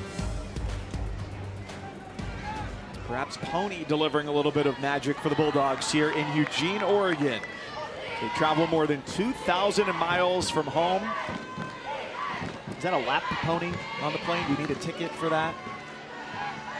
That Pony probably had a charter seat, right? Coming from Starkville. You can sit anywhere you want. Only 30 seats on the plane, but I mean, Pony's got to be one of them. Yeah. So the pinch hitter here is Taylor Troutman, who had one of their biggest hits this season against Tennessee to deliver a victory for them and end Tennessee's undefeated start to the season, 26 games.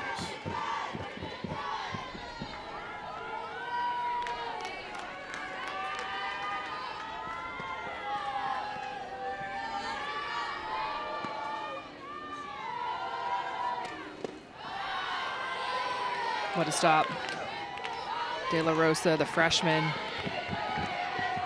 Abby Grace Richardson, the senior from Brookhaven, Mississippi, pinch runner at third for Paige Ernstis, and represents the go-ahead run here in the 5th inning with just 1 out.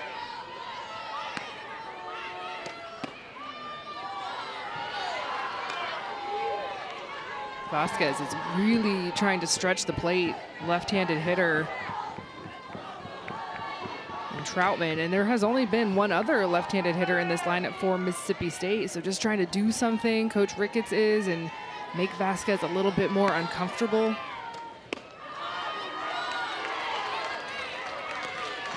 And getting neither the chase nor the call on the outside corner.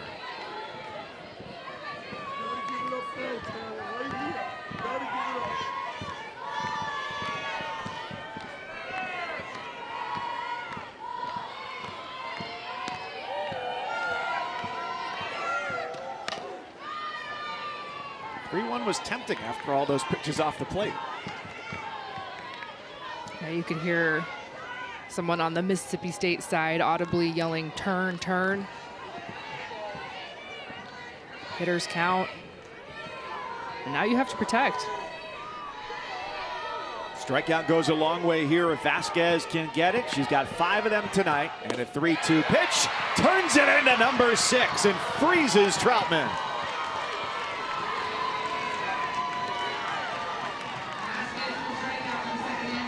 Just such a competitor. Have the big error batter before this one, and she's not phased. Yes, you have a little timeout, you catch your breath, but just right back to it.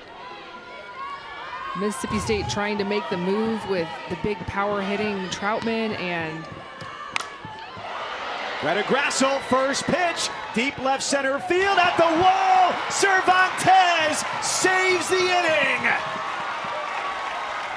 with not an inch to spare, and Torrey takes it away.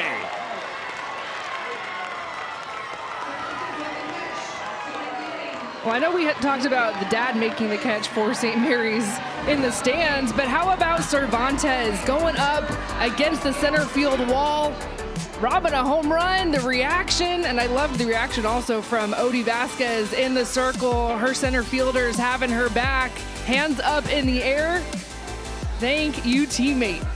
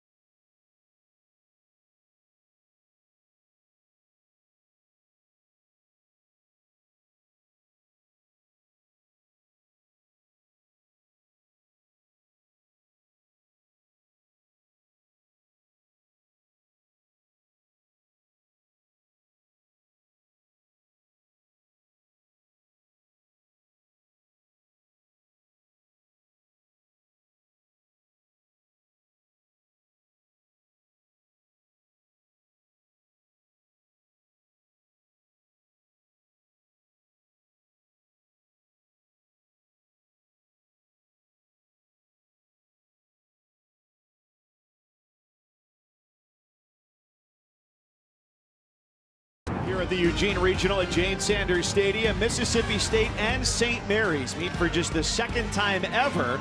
And later on tonight at 10 Eastern on ESPN2 for the second time this season. Idaho State and Oregon will go head-to-head. And that first meeting, that went extra innings here in Eugene. Mike Cousins, Kenzie Fowler back with you, and what has been a really interesting game in that Mississippi State has 2 runs and 1 hit, and St. Mary's 2 runs came on 1 hit.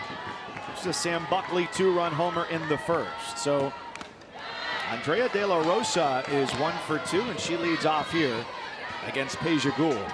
6 strikeouts through 5 innings.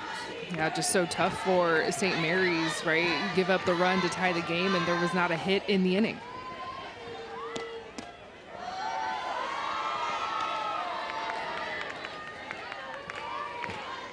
We've seen both bullpens be active today multiple times, but I think given the stature of the pitchers in the circle, both head coaches would be reluctant to make any move.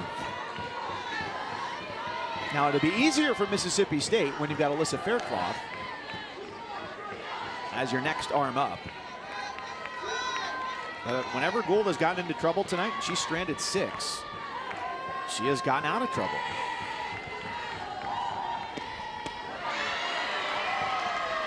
She continues on a torrid pace. She got a strikeout to end the 5th, and her 7th begins the 6th inning.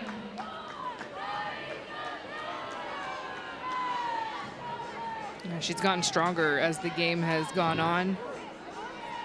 A couple of times there's been some walks, losing her command a little bit, but then coming right back to it.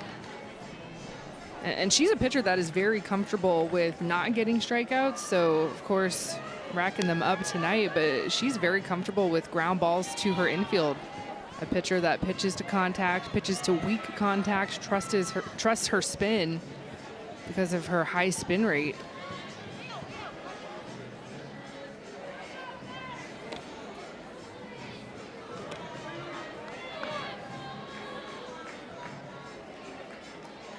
Little re-enter action defensively for the Bulldogs. That's Tatum Silva out there in right field. And they also kept Abby Grace Richardson in the game. She was the pinch runner at third who was stranded there. She stays at first base for Paige Ernstis.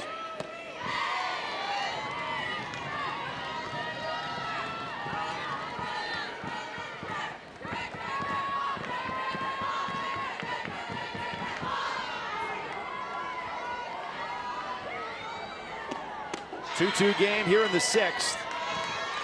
Cervantes, who made a fabulous grab out at center field, is 0 for 2. Last time up, though, it was a bang-bang play at first base. She got thrown out on a grounder to third that Sonia Garnett challenged, and the call stood as it was adjudicated on the field.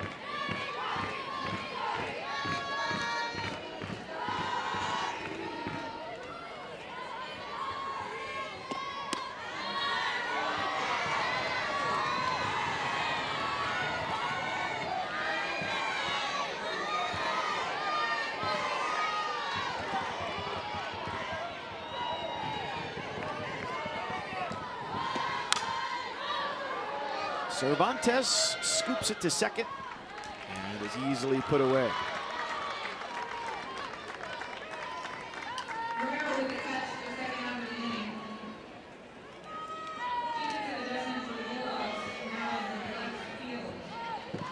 Peja Gould has been ready for the moment tonight. We asked her and Alyssa Faircloth, fellow transfer starting pitcher, what was the moment you knew you were ready to compete at this level? They both came from mid-major schools. Gould from Chattanooga, Faircloth from Troy. And they said it was the Tennessee series. Their first SEC series of the year. You're going in against a scary opponent. And Faircloth said, Taryn Mowat-McKinney, the pitching coach, texted her and said, "You're starting," which was, in her words, an immediate freak out. Called my dad, goes, "Oh my gosh, I can't believe it. I thought it was going to be Peja who was starting." Gould ended up starting Saturday. And they said once they got through the first innings of those games against Tennessee, that's an historic program within the sport. You go there and the reputation precedes your arrival in Knoxville, Sherry Parker Lee Stadium, but you get through the first inning and then it just becomes softball again. Base is empty, 2 strikes, 2 out, and they'll do it again. Well, and I talked to Coach Mowat McKinney about her dynamic duo, and she was kind of frank that it took some convincing for her to tell Alyssa Faircloth and Peja Gould, you are really good, and you are capable at pitching at this level. Like, you've got the goods, you've got everything physical. We just need you to believe it mentally. Gould continues to show it. She struck out 8 and records her third, a 1-2-3 inning.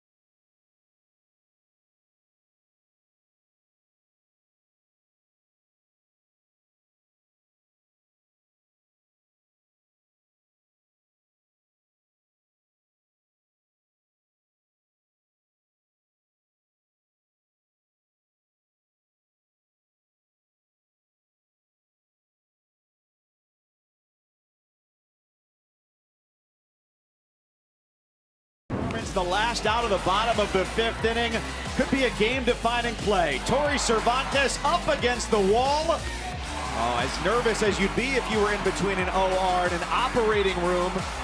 She was there with precision to take away what at least would have been extra bases and maybe a home run for Greta Grassel. She had to run a far way to run that down. And then, of course, Odie Vasquez cheering her on. You see her line just pitching her heart out. The 6 strikeouts, Peja Gould, the senior for Mississippi State, up to 8. It's been limited opportunities for both teams offensively. And 2 seniors getting it done in the circle. The game can go through a bit of a cycle right now, where it starts, nerves are high. Runs get put on the board, you settle in. And now we're in the latter 2 innings of the game. Those nerves might return. The hands might grip the bats a little bit tighter because you know every moment could be the one that wins the game.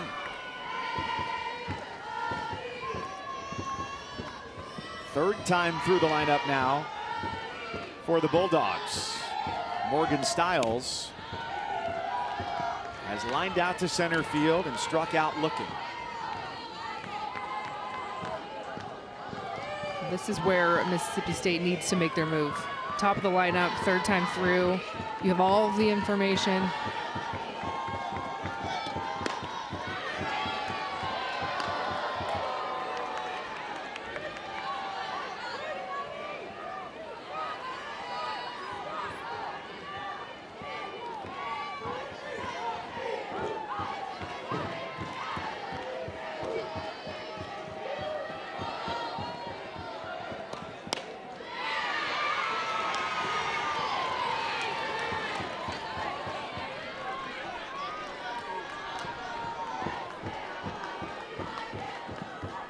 I'd love to see Vasquez run her rise ball.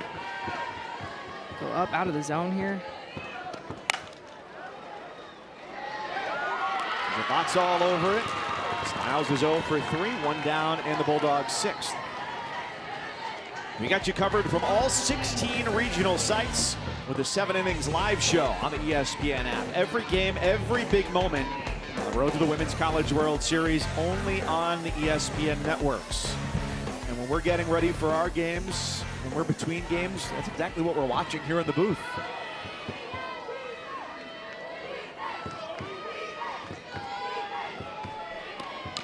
It's a great shot. You can feel a lot of Oregon fans coming in. And this is what I love about regionals, is that the fans get that bonus softball. And if you're a true diehard softball fan, like, you're coming for both games. You're getting a doubleheader in. But the crowd is definitely starting to fill up with a lot of green and a lot of yellow. A little bit of black and orange for Idaho State as well. Fly ball, right field. Ferguson is back and makes the grab. The Idaho State folks told us they'd have a good alumni contingent here too. Yeah, they're going to stand out. That's for sure. That orange, you can't miss it. Pocatello proud. They'll take on Oregon. It was a one-run game that went to extras. Ducks won it back in February. So a lot of time to ponder that between then and now. Bases are clear for Nadia Barbary. When she came up in the 4th inning, Odie Vasquez had not allowed a base runner. So Barbary changed that with a solo home run down the line and left.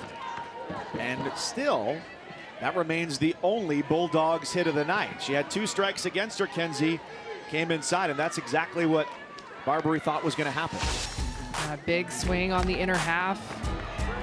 And Barbary stands pretty off of the plate. A little bit of an open stance, so there's a lot of room on that inner half. And it's why you're seeing Vasquez go back-to-back on the outer half. It's one of those things where, okay, you beat me on my best pitch on the inner half of the plate, but now you need to beat me on my outside stuff. Go get my curveball. Here it is again. And Vasquez gets exactly what she wants. Sweet contact off the end of the bat. A 1-2-3 inning, on to the 7th. Tied at 2 here in the Eugene Regional Lid Lifter.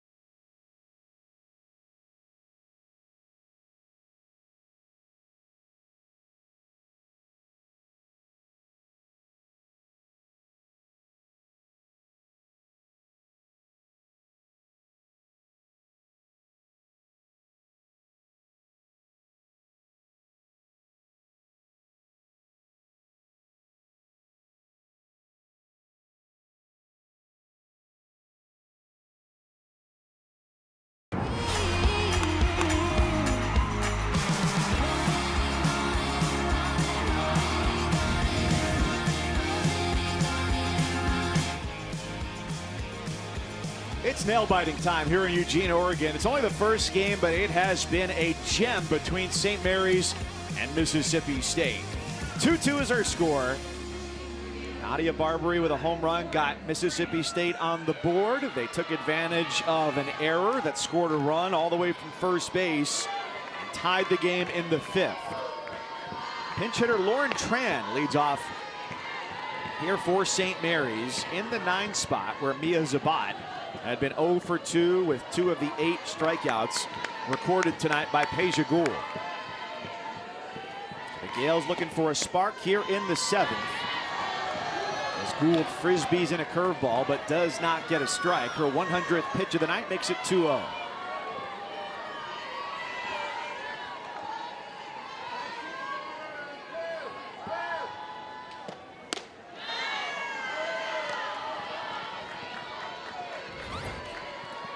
Sonia Garnett, the Gales head coach, talking about the freshman Lauren Tran, an East Bay native. Said every time she comes up, this team expects her to get a base hit. It's even now, 2-2.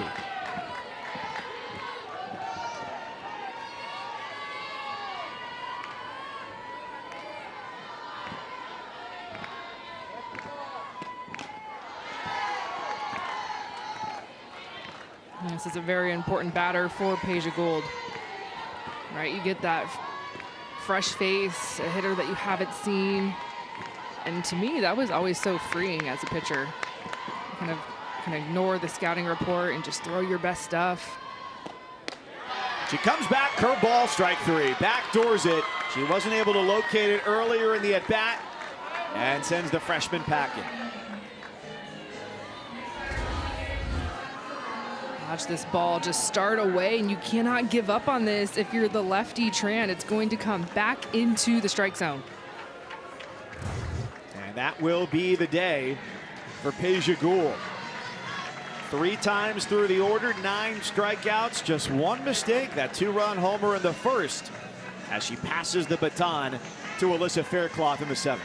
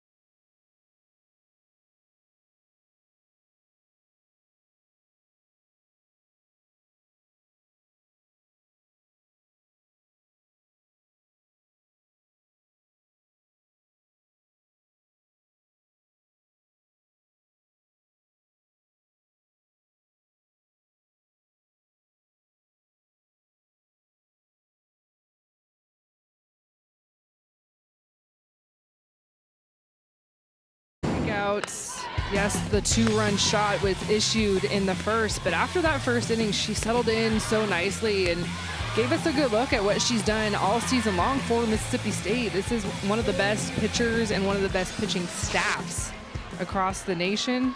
She's a big part of that 1-2 punch, and we're going to see that other half right now with the lefty in Alyssa Faircloth. She grew up in Northport, Alabama, right on the doorstep of Tuscaloosa. Dreamed of playing in the SEC as a high schooler. That dream did not come to fruition until this year when she transferred in from Troy, and she blew away SEC competition. She led the league in strikeouts during league play.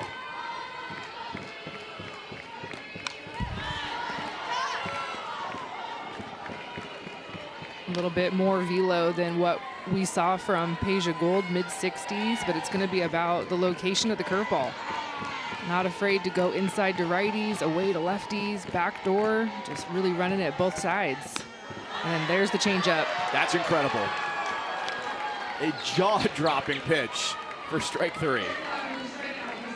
This is her best pitch. It is one of the best changeups in the nation. You see her really pack that ball in the back of her hand, and then she just flips it over. And the movement that she gets on that pitch is amazing. you cannot give up on that changeup. Just because you see it high in the zone, it's going to fall down. Did you see Camille Lara's response after that? And she couldn't believe it.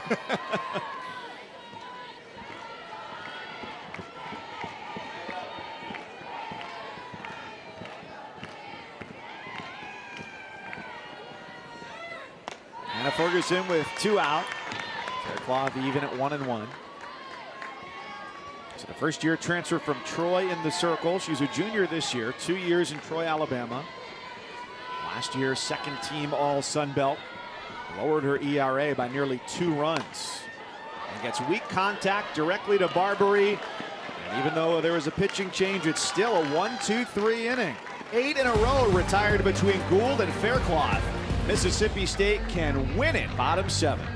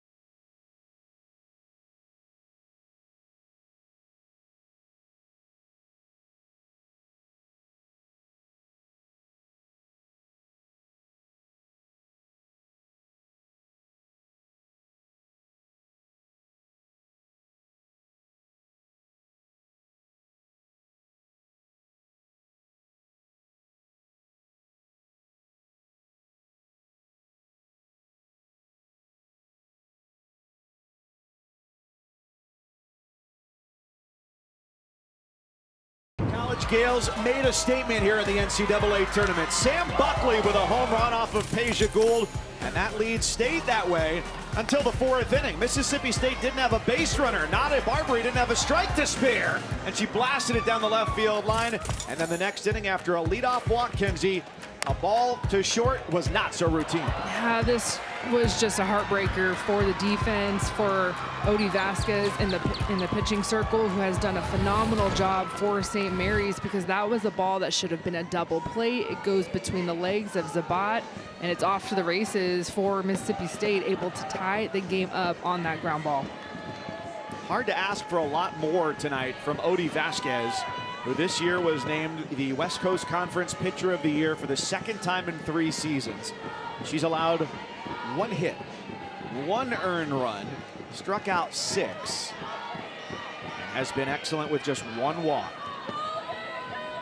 So now here in the 7th, she's got to protect and start off with a very difficult hitter, Kiara Sells, who's 14 homers, led the Bulldogs this year. But Vasquez has won the first 2 battles tonight and struck out Sells twice.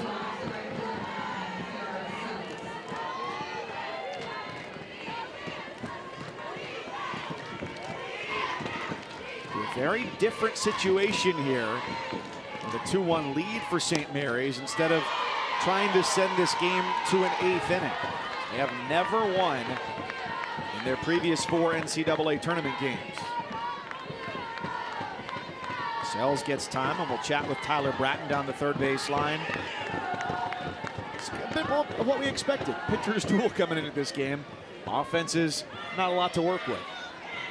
Yeah, just knowing who we had in the circle for this matchup, right? The West Coast Conference Pitcher of the Year, Peja Gould, Alyssa Faircloth, 2 All-American caliber arms on the other side. We were talking about it. We thought it might be a low-scoring contest. Conversation now wrapped up for Tyler Bratton. He's a monologist, podcast host. They interview their players. Good way to get to know those Mississippi State players. 0-2.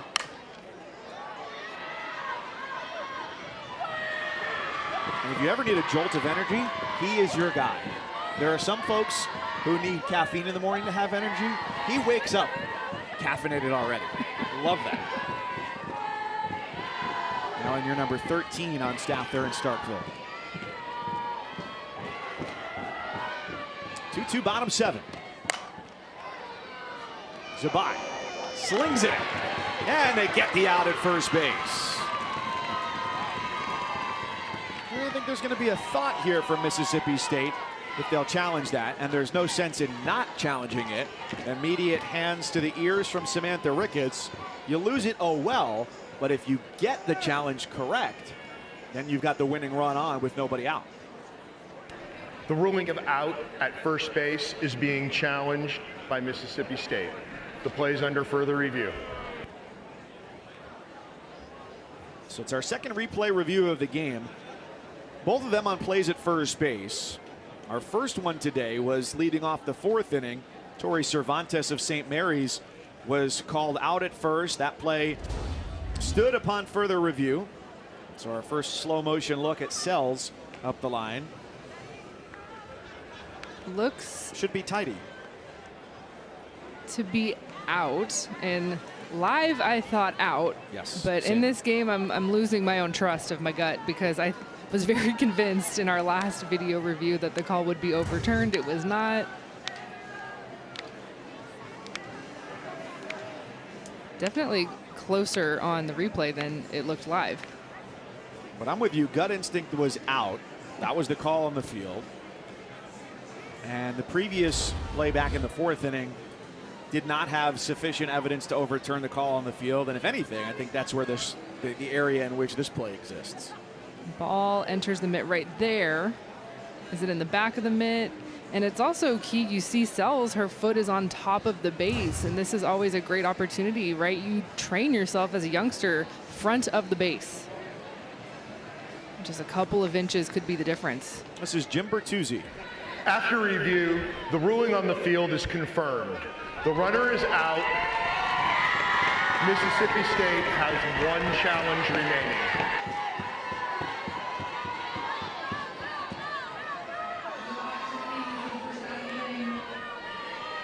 So 1 away. Vasquez has retired, going back to the 5th inning. After the error that tied the game, her response has been excellent. She's retired 6 in a row. Credit to Mia Zabat as well, as errors can certainly wreak havoc on your mental state. So this is down the right field line and caught by Hannah Ferguson on the run. That now 3 of those succeeding 7 outs after the error on the ball to shortstop have been 6-3 putouts.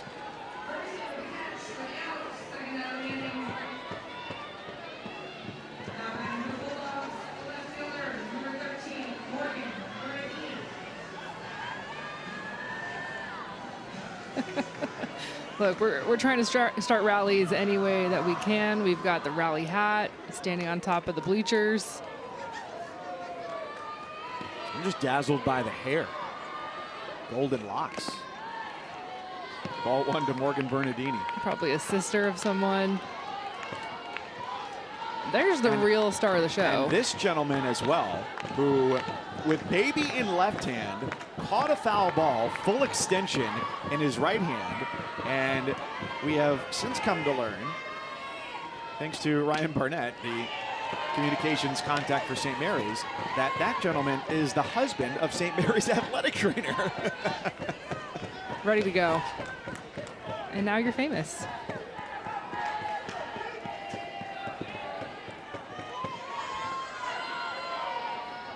(2-0) from Odie Vasquez.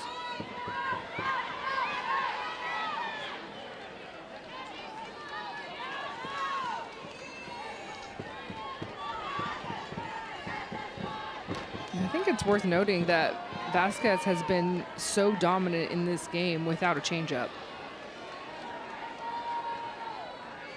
I have not seen one off-speed pitch in this game.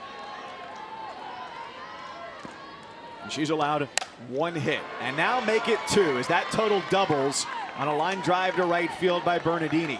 And the ball rolls away. The throw came in and eluded two different St. Mary's defenders.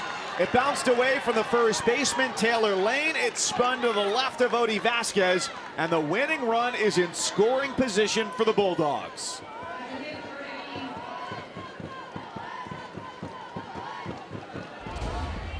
You can see the disappointment on the face of Hannah Ferguson.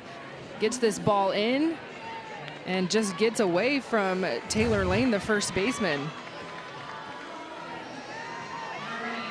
Defense has been really good at times for St. Mary's in this game, right? We've seen the catch of the game, Tori Cervantes, deep center field, but we've also seen two very costly errors.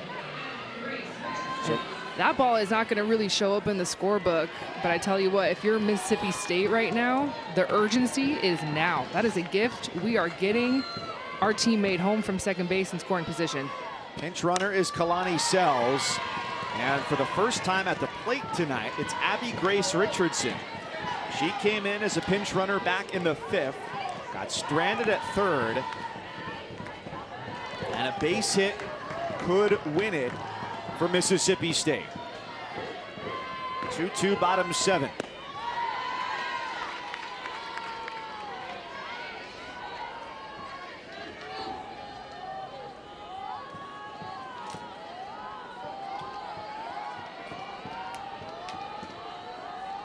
Richardson, the second-year transfer from junior college. Takes a hack at the 1-1 and blasts it away. Mississippi native who grew up just about 3 hours from Starkville. And in her time in junior college, had plenty of moments like this. 2 years at JUCO, 2 trips to the Junior College World Series. Vasquez a strike away from an 8th inning. Up and in, and that got the hands, or at least the forearm, of Richardson. Now, her being on base is not all that significant, given that all it takes is the winning run at second, but it does make the heart race a little bit faster for everybody in blue, red, and white.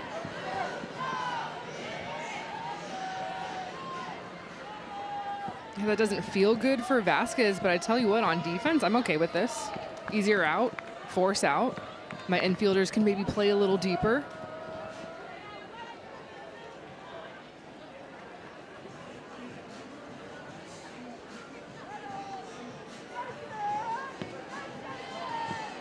Strategy session on both sides. Sonia Garnett talking to the infield. 2-2 game. St. Mary's, a 2-run home run from Sam Buckley in the first, took a 2-0 lead. Odie Vasquez right there in the middle. Did not allow a hit against the first 11 batters. Nadia Barbary got Mississippi State on the board with a solo shot in the 4th. And then a walk. 2 batters later, a grounded to short. That got by Mia Zabat all the way to the wall, tied the game. That's where we stand here in the bottom of the 7th inning in the opening game of the Eugene Regional. St. Mary's, champions of the West Coast Conference, and Mississippi State out of the SEC, all even at 2. Winner of this game goes on to face the winner of game 2 tonight. And that'll be between the Oregon Ducks and the Idaho State Bengals. Scheduled to start in 9 minutes. That's not going to be the case. About 30 minutes in between games.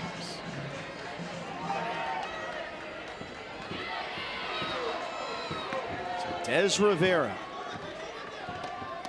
who went to the World Series as a freshman back in 2022,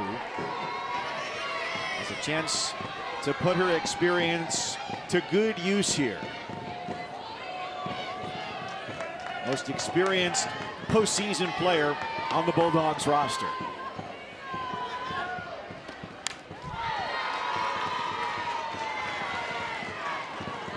Mackenzie, you talked about it a couple minutes ago with a pinch hitter.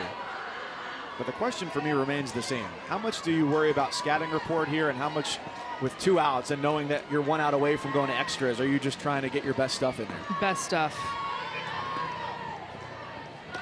We've seen a lot of that outside curveball the second half of this game from Vasquez. The first half of this game, it was all about the low rise. the backdoor curve, working that arm side into the right-handed hitters in this lineup for Mississippi State. 8 out of 9 right-handed. And so second time, third time through the lineup, Vasquez has now worked the outer half.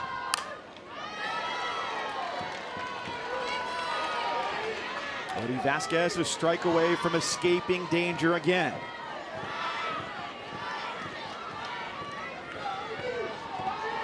Kalani sells. She's the winning run at second.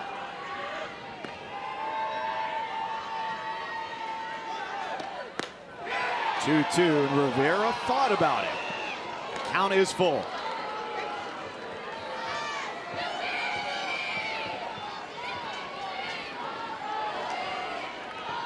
Words of encouragement from the freshman catcher De La Rosa to Vasquez in the circle. 3-2, and it's a foul ball. I love the idea going in tight.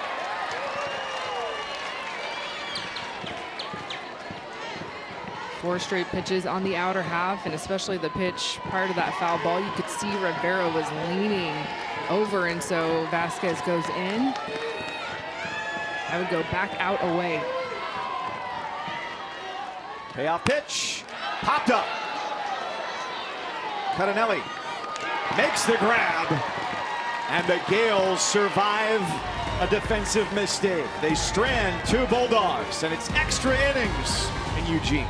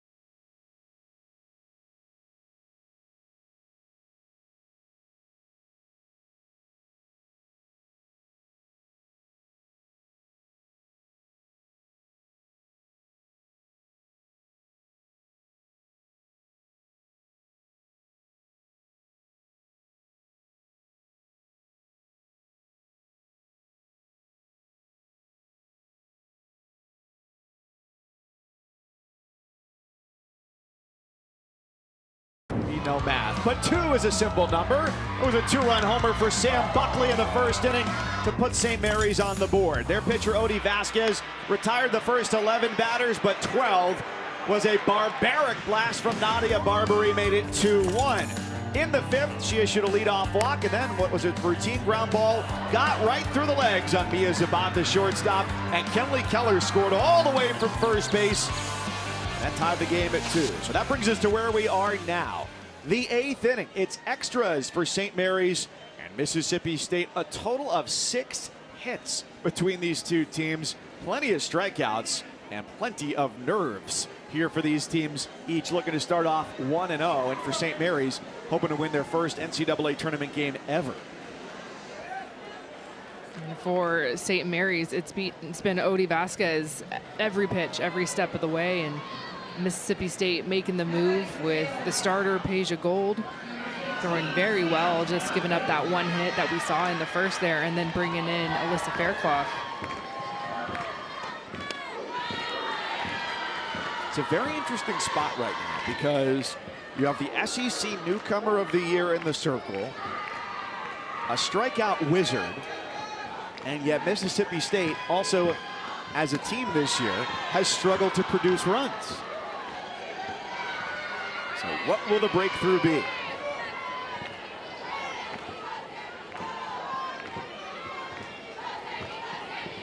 St. Mary's a record season this year. quickly goes down, one away. With 40 wins is a program record. The previous high was 30.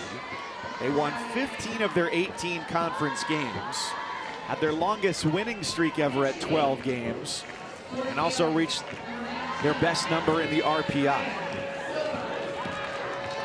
So not surprisingly, winning 15 of 18 in the league, they won every conference series for the first time.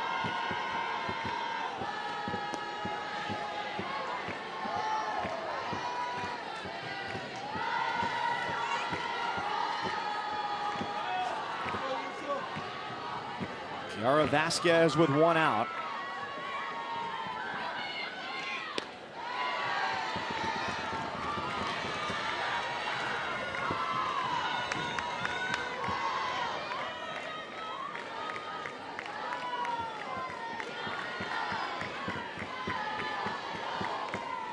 Kaya Silva here for St. Mary's in the 4 spot.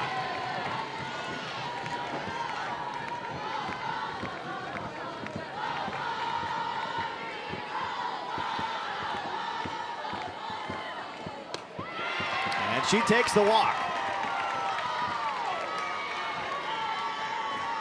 Every free pass today, Camille Lara had 2, and now Silva here in the 8th. They sprint to first base.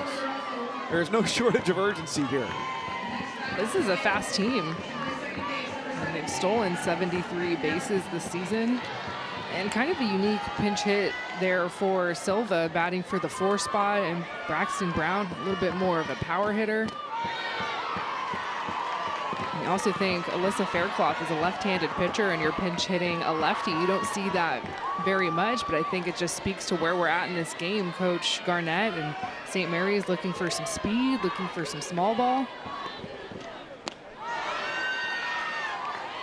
Cudinelli looking for the long ball with those first 2 swings.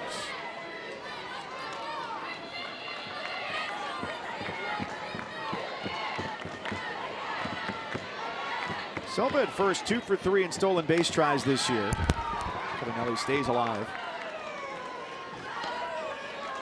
If there's ever a spot to roll the dice, though, this feels like it could be it.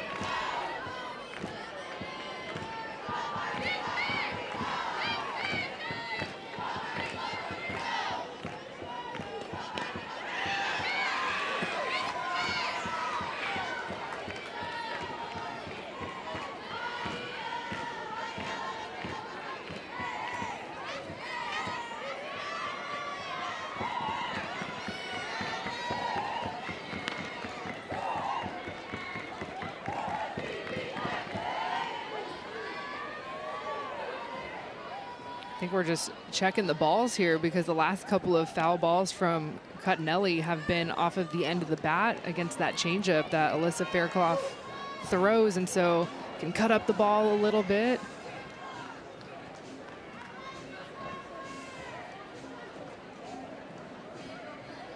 So what's the downside to that? Well, the umpires always just want to make sure that the ball doesn't have any cuts in it. As a pitcher, it's actually an advantage when there's a little cut in the ball. So I was always like, man, are you sure? Give it back to me. These were great. I love these. I know, it's great. Let me cut that ball a little bit more. The key, though, is to make sure that when balls are being thrown in that they have, they've been scuffed up perfectly. You don't want to be pitching with a new ball.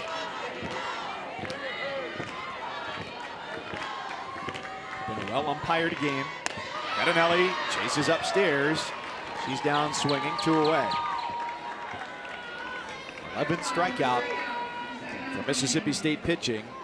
9 for Peja Gold and 2 for Alyssa Faircloth out of the bullpen. Well, one theme on both sides offensively has been unproductive outs. There have been runners on for both sides. Every time a runner is on, though, there's no productive right side ground balls or sacrifice bunts.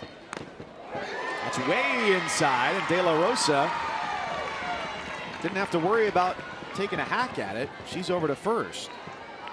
So as Mississippi State had a go-ahead run and a winning run at second base in the bottom of the 7th inning, St. Mary's threatens with a runner in scoring position for Tori Cervantes.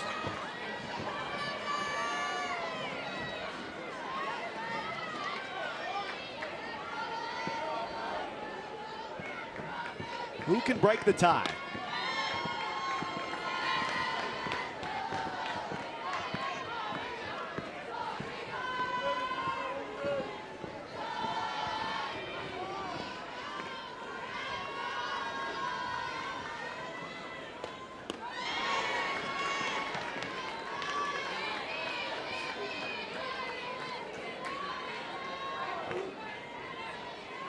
The drop from Faircloth on those pitches is like the Tower of Terror. 1 second, you're way up in the sky, and the next, you're down in the basement. 0-2, slow roller. This will be close at first, and the throw is in time. And there's no way St. Mary's doesn't challenge that one. They've got one challenge left. And I think she was safe. You have to challenge this. You just do. You would have the bases loaded.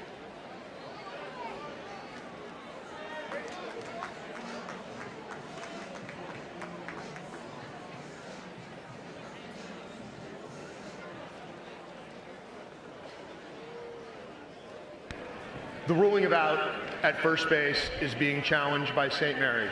This play is under further review. Gut instinct for you is what? Safe. Yeah, same. Slow roller, shortstop. Cervantes, the center fielder. Good speed going up the line. Does she get the front of the bag? Oh. I'm telling you, where you land on first base is so key.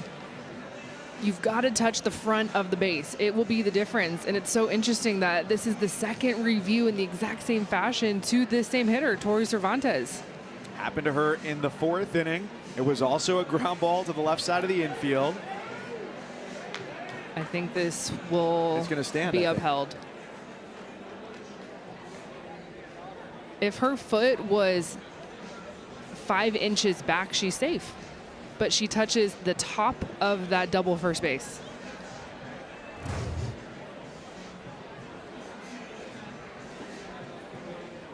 I remember in 10U running our first base line drills and coaches harping on you, front of the base, front of the base. Okay, yeah. Well, turns out they knew something.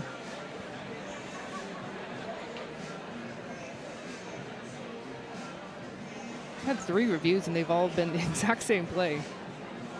Bang bang plays at first base. Cervantes in the 4th inning. And it'll be bases loaded and 2 out, or we'll be going to the bottom of the 8th inning. So a big call, the biggest one yet. After review, the ruling on the field stands. The runner's out. That's St. Mary's last challenge. So St. Mary's in 8 trips to the plate has scored twice, stranded 8. Back to the Bulldogs.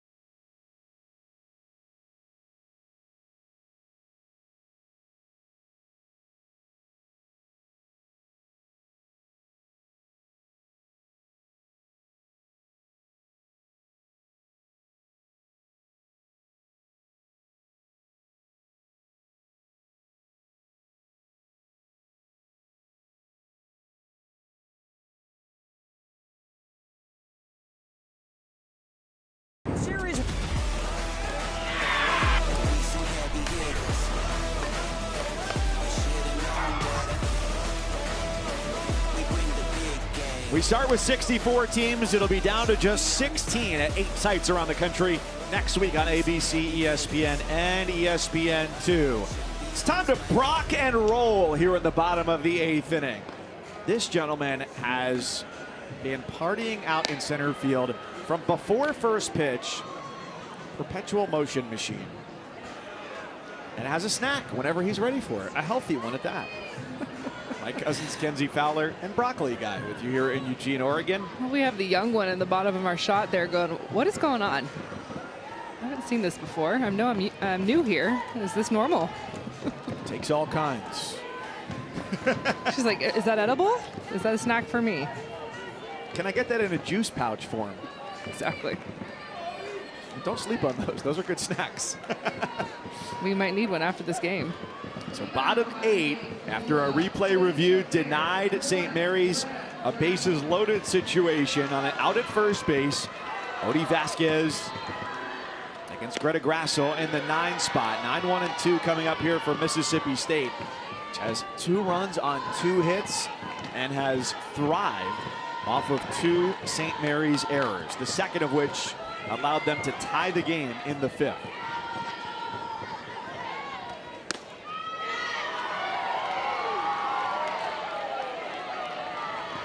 You've noted it a couple times, Kenzie, no changeup from Odie Vasquez. So what has she done now is she's completing her 3rd time through this Mississippi State lineup that has still kept these hitters off balance, as she's allowed only 2 hits and struck out 6. This is a fly ball left field. Lara retreating, warning track, and she brings it in. She was in, maybe didn't get the best beat on it, but she recovered well. Lara was playing very shallow. I mean, look where she's playing in left field, and she has to turn and perfectly drop step this. This is what you practice as well. You drop step and you tuck your glove and you run and you run and you run. And then the last second you extend your arm. Just showing us her speed. Ground ball through the left side. It's a base hit for Morgan Stiles. Leadoff hitter is hitless no more. Chasing early. And just the 4th hit of the night, or the 3rd hit of the night for Mississippi State. Homer for Barbary in the 4th. 2-out single for Bernardini last inning in the 7th. And a potential winning run is at first base. It'll be a pinch runner for the Bulldogs. Gabby Schaefer takes over at first.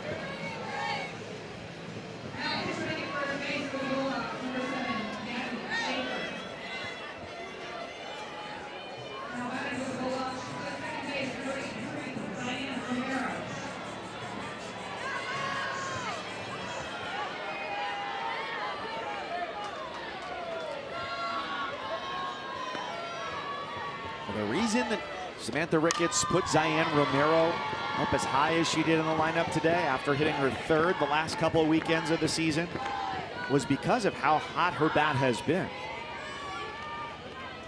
10 games preceding this one, hitting .346. She's driven in 16 runs this year, and half of them came in that 10-game span.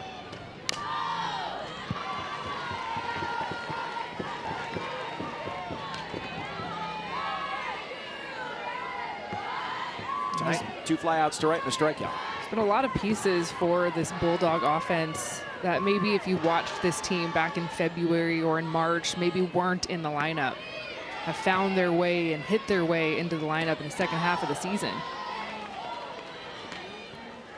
And Romero is one of those pieces.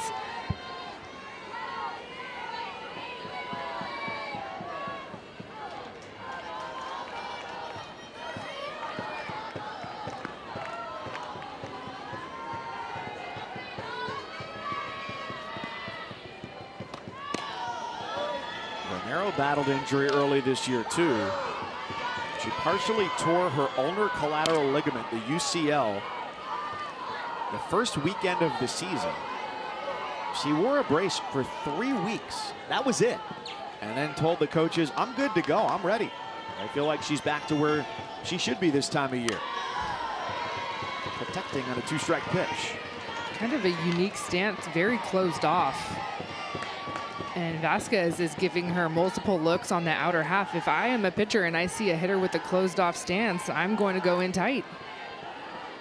Jam her up a little bit, front foot. You can see it in front of her right foot. Chance for a ground ball to get you out of the inning. Fly ball deep to right, and it is caught at the wall. Hannah Ferguson with no room to spare. And for the second time today, Mississippi State has come within 24 inches of hitting a home run. Man, between our multiple video reviews at first base that have been decided by inches, and then a couple of outs, loud outs up against the wall.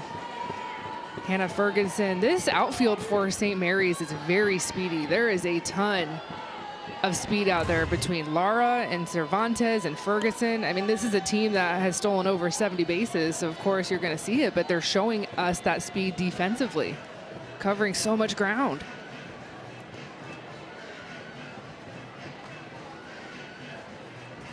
In the 7th inning, runner at second, chance to walk it off. Mississippi State did not get the job done.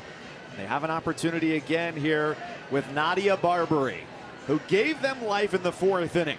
Odie Vasquez came bursting out of the gates, retired the first 11 batters, and in a 2-strike count against Barbary, came inside, hit her with an open stance, was looking for exactly that. Home run number 13 of the year. It seemed to release some of the tension there for Mississippi State and say, yeah, we can get to this pitcher.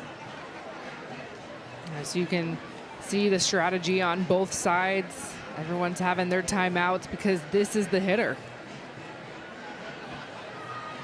And her last at bat, Barbary grounded out to second base. And of course, we saw that inside pitch. It was hit for the home run. So Vasquez came back in that next at bat and said, I'm going to make you beat me on the outer half. I would be very surprised if we see anything on the inner half. I'm expecting every pitch to be away.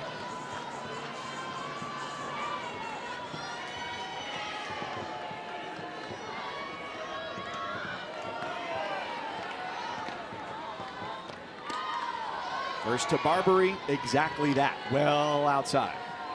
And she was ready to go because she almost swung at a pitch that was a couple of balls off. So the secret is out. She knows where Vasquez is pitching. Vasquez knows where she's pitching. Bulldogs have not delivered today with runners on base. 0 for 6. And a 2-0 count to Barbary. Gabby Schaefer, pinch runner, came in for Morgan Stiles. He came through with a 1-out single. Represents the winning run for the Bulldogs. Only their 3rd extra inning game of the season. This is shallow right. Ferguson, good speed, can't get it. Here comes Schaefer around 3rd, and Mississippi State wins in 8 innings.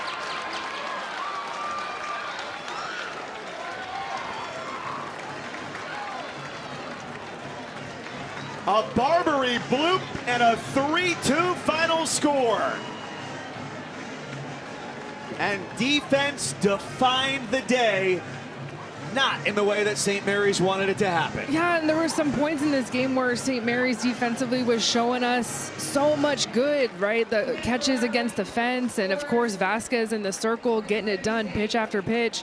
But defense is also what allowed Mississippi State to get back into this game. It was an error at shortstop, and then there was another throw later, and then the ball that maybe you just got to keep in front here.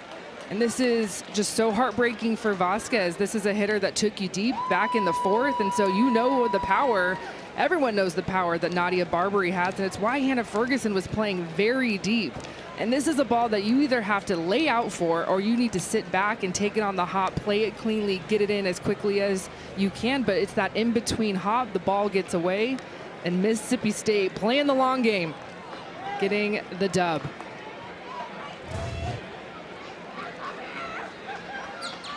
Mississippi State had 1 hit through 6 innings. And if you were to say, all right, take your pick, who's a team that wins with 1 hit through 6? It wouldn't be that team, but it is Mississippi State, and they move on. Our next game was scheduled to start 17 minutes ago. It'll be about 30 minutes until Idaho State and Oregon take the field here at Jane Sanders Stadium. And the winner of that game will take on Mississippi State tomorrow at 5 Eastern. Nadia Barbary had the walk-off single here in the 8th inning. Nadia, first of all, congratulations on advancing to the winner's bracket here in Eugene. You came up in the 4th inning. Let's talk about that at bat first. Nobody had gotten on base yet. You had 2 strikes against you, pitch on the inner half of the plate. What were you looking for in that moment? I was looking in from my previous at bat. She jammed me, so I knew that, they're probably going to go in again, hoping to get jammed. And I was up ahead. I was 2-0, and I swung at it inside. I was a little bit early, so I was sitting on it again, and I crushed it. Well, Nadia, this was a pitcher's duel. We kind of knew that it would be, but what were the conversations in the dugout as this game went into extra innings? Just to keep it light, just make sure we get our A cuts off, and the game will come to us, and don't put the pressure on ourselves. The pressure's on them to get us out. Nadia, what is it like to have Peja Gould and Alyssa Faircloth in the circle for you, giving your team a chance to win anytime you're in this ball game? It's amazing. It gives the offense some time, to relax, but knowing that we need to have their back because they have ours all the time. And, they always, not always, but likely have a pitcher's duel. And, as an offense, we need to provide for them so that they don't have to deal with that pressure. And Nadia, before we let you go, it was very clear there in that at-bat, she was trying to pitch you away. So the ball comes off of your bat. What did you think when it was going to shallow right field? I was a little nervous. It was higher than what I wanted it to be. I was just trying to poke it. But Gabby's a fast runner. She can score from first anytime, any day. So just knowing if that gets down, Gabby's going to score. She did. You guys win. We'll see you tomorrow in the winner's bracket. Thank you, guys. Hail State. It's Nadia Barbary who had the game-ending base hit to right field to give Mississippi State the win over St. Mary's. Our next game will be between Idaho State and Oregon. First pitch will be 10:52 Eastern Time, 7:52 Pacific. For our crew, Kenzie Fowler, I'm Mike Cousins saying so long for now and see you a little bit from here at Jane Sanders Stadium.